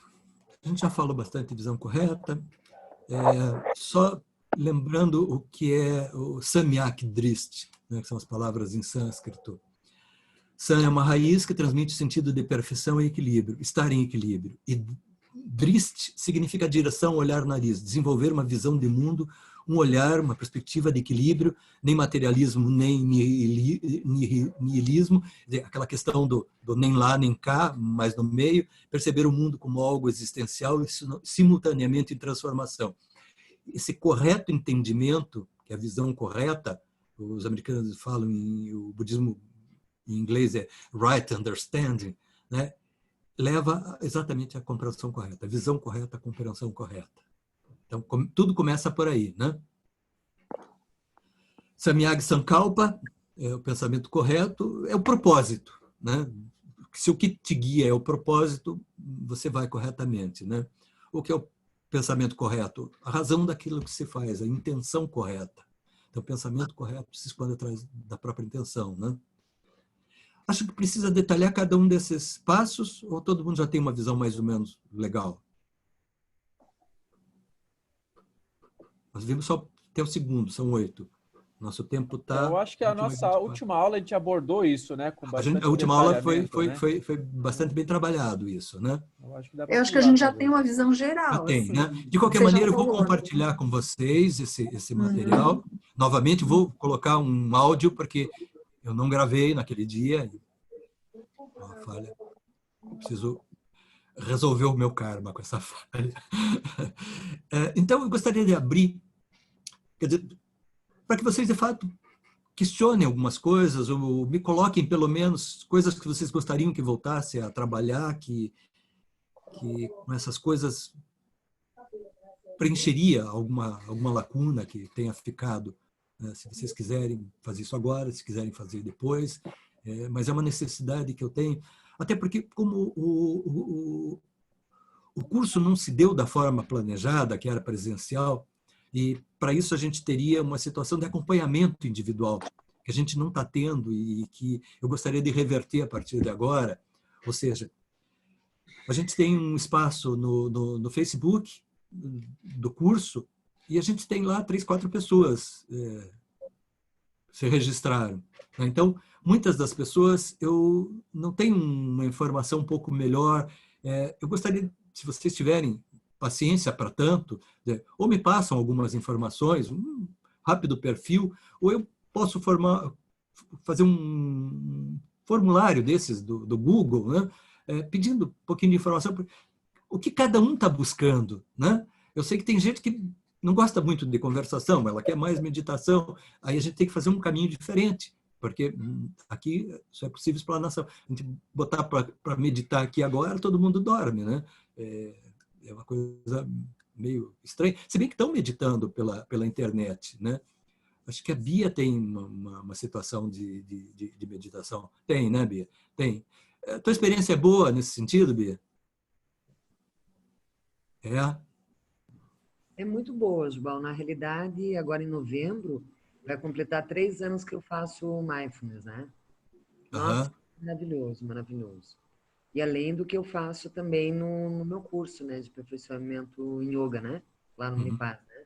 Inclusive, o módulo retrasado foi sobre meditação e concentração, né? Ótimo. Muito não é possível. A gente só precisaria ter uma data, quer dizer, teria que ser uma segunda data para a gente, de fato, meditar. Então, o básico, eu acho que passou sobre meditação. Foi não me lembro em que módulo a gente trabalhou a meditação, mas a gente era atenção plena e foi um material específico sobre isso, que incluía, inclusive, um áudio. A gente adotou um livro, esse livro é um livro bastante bom, eu passei link do livro para todo mundo e eu esperei que viessem me pedir o segundo áudio. São 8 áudios. Eu passei o primeiro. Era a isca, né? Mordeu a isca, vem buscar o segundo, né? Mas ninguém me pediu o segundo. Estão guardados até hoje. Tem 7 áudios guardados. Libero no momento que pedirem. Porque no próprio material tem um ensinamento de como faz. Tem, inclusive, até eu conversei com a Bia esses dias sobre isso, a questão do você gravar isso com a tua própria voz. A Bia faz locução, ela tem uma voz bonita, mas o áudio que eu passo é uma outra pessoa falando. Isso já interfere um pouquinho. Então, o ideal é cada um... Eu passei o texto também, tem no próprio livro, você mesmo gravar o teu áudio, porque no começo parece que a gente, para andar, tem que ter um andador, né? Tem que ter alguém guiando. A gente parece que não sabe guiar ainda, né? Então tem que ter alguém guiando, que é o áudio, né? Tem uma fala, agora faça isso, agora faça aquilo, agora não faça nada, né? Então, gravar com tua própria voz é a melhor coisa. Hoje é tão simples, você grava no teu celular, vamos meditar, bota lá. Né? É possível fazer, isso está na mão de vocês. Oi, Jubal. Oi, diga. Eu gostaria de receber, porque eu também estou começando agora. Tô entrando agora? Então, tá, então vamos retomar. Vamos retomar, tem o que a Bia está dizendo, que é possível sim a gente meditar junto. Vamos fazer a experiência, né? Eu vou retomar então essa questão, porque me pareceu no início do curso que a meditação era uma das coisas que mais se buscava, né? Mas depois, meditação tem isso também, né? Meditação é uma coisa meio... É a profissão do escritor, né? Você faz sozinho, se bem que a meditação em grupo é muito mais recomendável, né? Em vez de você ficar só com você, quando você se reúne em um grupo, parece que você tem uma energia maior, um ganho de qualidade, inclusive, né? O budismo tem esse conceito de que se a gente medita junto, a gente consegue mais coisas, né? Por isso a Sangha, né? Mas vamos retomar, vamos buscar. Eu vou passar, então, esse material de novo, até porque eu tenho que passar todo o material que foi passado mesmo. Eu só passei até o módulo 1 e 2, tenho o 3, o 4 e o 5 para passar.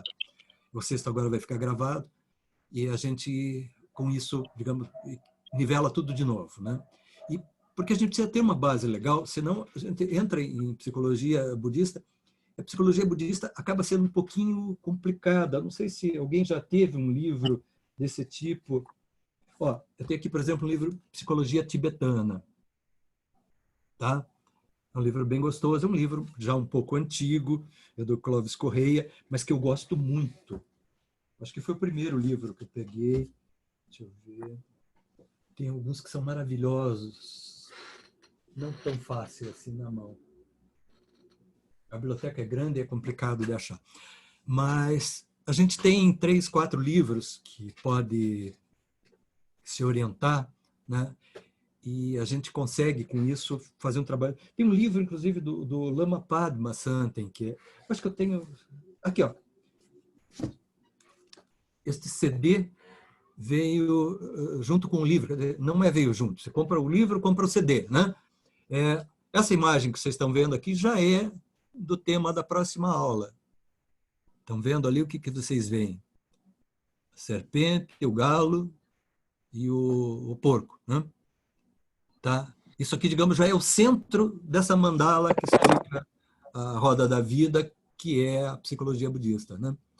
Então, esse monge trabalhou de uma forma bem legal e o material... Então, Jubal, só para não me sentir tão perdido, essa questão do Sansara, a roda da vida, você não falou nada sobre isso ainda no curso, né? Eu provoquei só vocês, lembra? Coloquei uma imagem... Isso. Né? É que essa parte do Sansara... Era até uma das dúvidas, mas agora eu pesquei que não foi ainda nem dito muito sobre isso. Né? Não, então, acho que nos próximos porque aí você vai entrar numa história bem complicada e se você não entender que aquilo... Vai se falar... no mundo dos deuses, no mundo dos animais, no mundo dos esfomeados, vai parecer tanta coisa que se você não tiver o claro entendimento de que aquilo são estados mentais, que a gente passa por isso, então não é uma coisa de que o karma vai te levar a nascer no mundo dos animais. Não, você trabalha, passa períodos da tua vida que você é mais animal do que gente. Você entra num instinto qualquer e o budismo tem essa coisa de que céu, o inferno é aqui e agora. Não há uma promessa de céu amanhã. Não há o que ganhar. É aqui. Ou você consegue ter um entendimento, ou é inferno. Não tem. Então, aqui são 3 DVDs. Isso aqui eu posso passar o link para vocês. Tem isso gravado no YouTube. Tá? São horas e horas e horas. 3 DVDs você já faz ideia do que signifique, né? Mas é bem interessante. A gente vai entrar nisso próximo módulo. Acho que vocês vão gostar muito, porque uma vez tendo entendido essa base, o resto vai legal. E se começar por ali, aí dá um nó na cabeça. Eu trabalho muito com imagens, né? E tem que ter conceitos para poder trabalhar com isso. Então, a gente passou pelos conceitos. Bom, não tem perguntas. A gente já avançou um pouquinho sobre o que vai ser daqui para frente, né? E vamos recuperar tudo que, de alguma maneira, não foi visto. Quem chegou agora vai ter a oportunidade de pegar todo o material. E eu sempre me coloco à disposição. Qualquer dúvida, qualquer orientação que precise, Estou à disposição. Manda e-mail, me passa um WhatsApp. Isso me ajuda. E aquela questão do formulário que eu gostaria de fazer para que vocês... eu, de fato, entender o que vocês querem e entender como é que vocês estão vendo o trabalho que a gente está desenvolvendo até aqui. A Monjoeda criou esse curso, eu ajudei a estruturar, e a gente tem uma proposta. Essa proposta é de que, de fato, as pessoas tenham esse entendimento do que é a filosofia budista, do que é a prática budista, né? E de que isso pode ser, de alguma maneira, assumido em sua própria vida. Então, essa é a ideia, e a gente quer saber o quanto a gente está chegando próximo disso e o quanto a gente está deixando a desejar. É o primeiro curso que a gente está fazendo, podemos estar errando redondamente, né? Então, se vocês não me derem um feedback, eu acho que eu vou ficar naquela história. Eu canto muito bem. Ninguém vai me dizer que eu sou desafinado. Eu vou ficar achando, né? Vou me achar. Então, eu preciso do retorno de vocês. Isso é muito importante. Algumas pessoas eu já procurei em particular para me dar um feedback, porque é um pouco navegar no escuro. Eu sei o que tem que ser visto, né? Esse conteúdo que a gente está indo tem lógica, tem começo, meio e fim, mas isso é só o conteúdo. O que acontece dentro de vocês é o que vale, né? Tanto que o conteúdo a gente pode até falar aqui, gravar, né? Mas o que acontece dentro é outra coisa. Isso é o que realmente importa, né? Então, eu vou providenciar esses questionários. Peço que vocês deem um pouquinho de atenção. Pega lá um dia, tira um tempinho. Pode escrever, independente de questionário, alguma coisa que venha à cabeça, que vocês queiram externar, mas é preciso que a gente esteja um pouquinho mais próximo, porque quando a gente está pessoalmente, parece que o vínculo já é mais forte, né? Então, vamos tentar essa aproximação, até porque a ideia é de que, no final, a gente tem um certificado. Arrancamos com a ideia de que seria um certificado de 12 horas.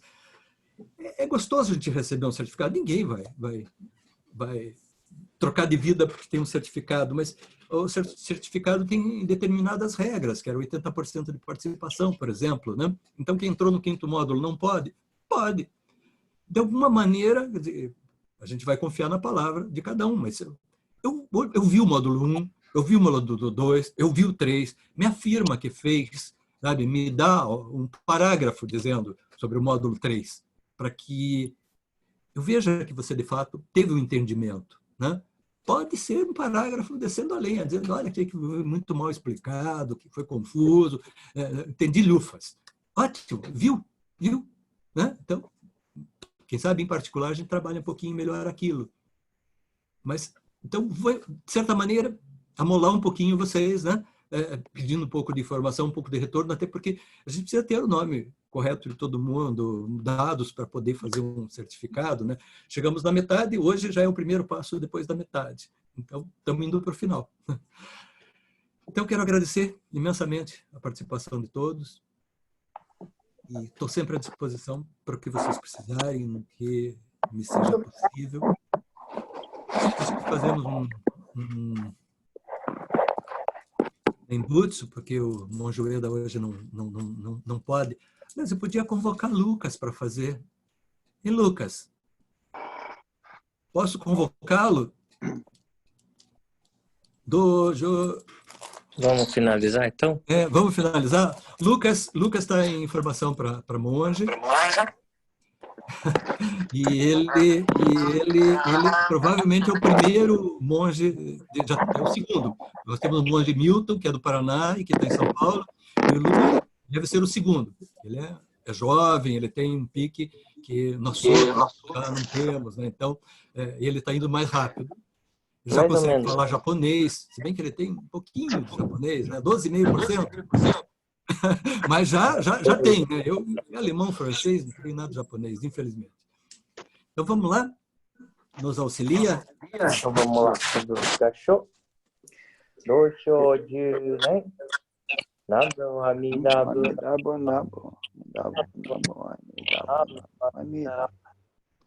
Nano, Amidabo, Namo Amidabo, Namo Amidabo, Namo Amidabo, Nano, amidado.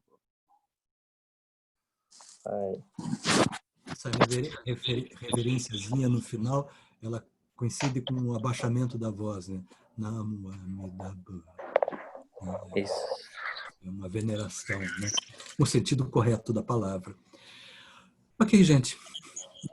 Muito obrigado. Obrigada, Jubal. Obrigada. Boa noite para todo mundo. Muito obrigado, Jubal. Tchau. Boa noite a todos. Obrigado. Boa noite. Valeu. Vamos ver se eu consigo Obrigada. encerrar a gravação. Achei. Stop vídeo, não. Pause.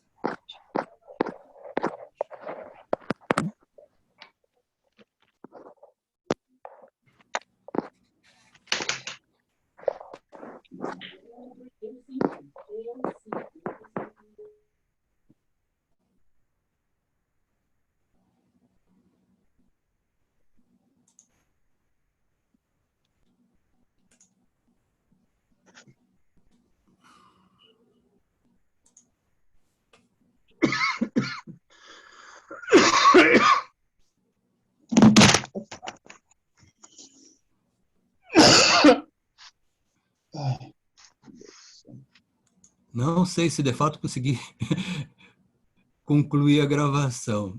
Vamos ver.